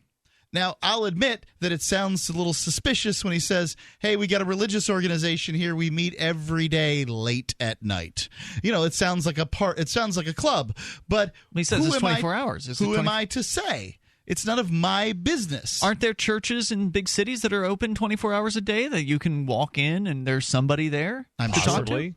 I don't know. It's not like I go hanging out in these I don't things. either. I've I don't seen live in stuff big on cities. movies. I Right. remember in Highlander they went in and the bad guy put out some candles. Hell, Right. I don't know. That's where I've seen it has been in movies where it's been dark out and people have walked into certain religious places. I can tell you Generally, those are Catholic churches. the churches I've gone to, if you try to wander into the sanctuary in the middle of the day or whatever, you're just not going to be able to get in. It's not open unless it's a historical situation. But I will say that Catholic churches do seem to be a little bit different. I haven't spent much time in them. But this, what Weedman's saying, though, makes sense. If he's ministering to people that the people he wants to target are the people who are up late, the people who maybe are vulnerable to things like drug abuse and other problems that you might have if you're staying up late and into the night and not being as productive as you might otherwise be, then it would be good to have those people have a place to go. I think that sounds very compassionate of him. I hope this works out. Obviously, at least it's not clear how many, if any, arrests there have been. It did say they arrested him, didn't they? Anyway, toll-free number is 8. I believe was the headline was N.J. Weedman arrested. No, headline was raided. Okay. The word arrest, actually. Yeah, multiple arrests. Okay, it's not clear who was arrested, but there were multiple. So we'll continue to update you on that as time goes on. And, of course, all around the United States, there are various different legalization strategies, different points at which they're having success versus not. Here in our own New Hampshire, things are going slowly. The New Hampshire Senate has stood in the way again of marijuana decriminalization after the House, of the financial success of the businesses in this state, because and the government. The states, as well. The surrounding states have all decriminalized marijuana farther than New Hampshire has. Yeah, that's true. And they are going to soon legalize it in the manner that Colorado and Washington have. Now, didn't Vermont Senate also shut down legalization this year? I don't know. But it was the Senate that passed the legalization. Somewhere it's got stopped. I thought I heard they stopped it somewhere. Well, that's just an opportunity. Possibly in the House? Opportunity for New Hampshire, and it's ridiculous that they're falling short on this.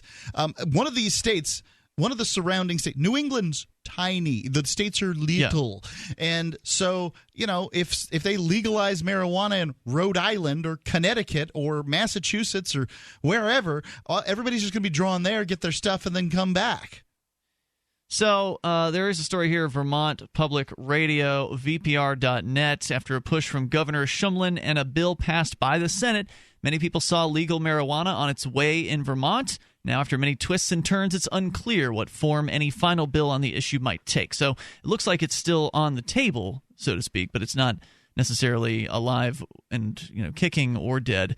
We're coming back to the legalization debate and asking people on both sides about where the process has taken us. And then they talked to Matt Simon, who is a liberty activist who was in New Hampshire for quite a long time and ended up moving to Vermont because they were just having more success, it seemed like, at least to him, with marijuana decrim and legalization. The Senate, apparently, according to the Vermont Press Bureau, is trying to spur the House into action on marijuana legalization. This story published just 6 hours ago. The Senate attached on today the language it passed earlier this year, creating a legal regulated marijuana market, to a House-passed bill dealing with criminal procedures, a move designed to spur the House into action on legalizing pot. And one thing that's absolutely horrible about the bill that's making the way through the Vermont legislature, it only applies to the leafy stuff that can be set on fire. Edibles and tinctures would still be illegal. It's unfortunate. According to the story here, after being scaled back by the House Judiciary Committee to only include a commission to examine the issue, the House Ways and Means Committee amended it again to legalize up to 1 ounce of cannabis and the cultivation of 2 marijuana plants, which is like a joke as far as an amount of plants. Right, but based on the lies that we hear the cops tell, you can grow like a pound of cannabis from a plant. Although there was one of the times we were in one of these hearings, and I happened to have gone on to some cannabis growth forums and found people saying that like the maximum yield they were getting was like 4 ounces off of a plant. It's interesting that in Vermont they're having the reverse problem. Here in New Hampshire, the state house has no problem passing decrim. It was over 80%. Then it gets stopped in the Senate. The Senate's a criminal organization. Over there in Vermont, the Senate's passing legalization, but it's getting stuck up in the House. Democratic House Speaker Shep Smith said it didn't come as a surprise, and if he were a betting man, he would bet nothing would come out of the House this year on legalization. We'll see you tomorrow. Understanding your credit score is the first step towards managing and improving it. This is Charlie Sundstrom with your Van Dyke Mortgage Minute. The most influential component of your credit score is your payment history. Almost equally as important is the amount you owe on credit accounts. Also impacting your score, but to a lesser degree, are the length of time you've utilized your credit, the number of new accounts, credit inquiries, and your various types of credit accounts. To help achieve or maintain a healthy credit score, have a system set up to assure your bills are always paid on time. Don't max out your cards. It's better to have a high credit limit with a low balance. Never close old accounts. The age of these can actually help your credit score. But don't be afraid to use your credit. You need several accounts in order to have a credit score. Just keep the corresponding payments within your means. For your mortgage pre-approval and refi needs, start by visiting VanDykeMortgage.com. Corporate NMLS 3035. Van Dyke Mortgage is an equal housing lender. Charlie Sundstrom, NMLS 134251. If you want to move to the free state and you're looking for some real estate. Oof. I think we've all had enough of that jingle, don't you? If you're going to invest in property in New Hampshire, it just makes sense to support a Liberty-friendly realtor. Call Mark Warden of Team Porcupine Real Estate for investment property or rentals in the Free State. Or visit his website. Come on, you know it. PorcupineRealEstate.com. Did you know you can watch Free Talk Live during our live show 7 days a week from 7 to 10 p.m. Eastern via our studio cams at cam.freetalklive.com? Plus, you can chat with other listeners while you watch, all totally free. Now that our live video stream is hosted by YouTube, our video archives will be online even faster, so be sure to subscribe to our YouTube channel. Listen, watch, and chat all free at cam.freetalklive.com. That's cam.freetalklive.com. Cop Block Radio is up next, live after the news on the Liberty Radio Network, LRN.FM. From Keene in the Shire, the Liberty Media capital of the world, this is Darryl W. Perry, host of FPP Radio News for Wednesday, April 27th, 2016. Silver is trading at $17.37 per ounce. Gold is valued at $1,248 per ounce. And according to BitcoinAverage.com, the average price of Bitcoin is $466.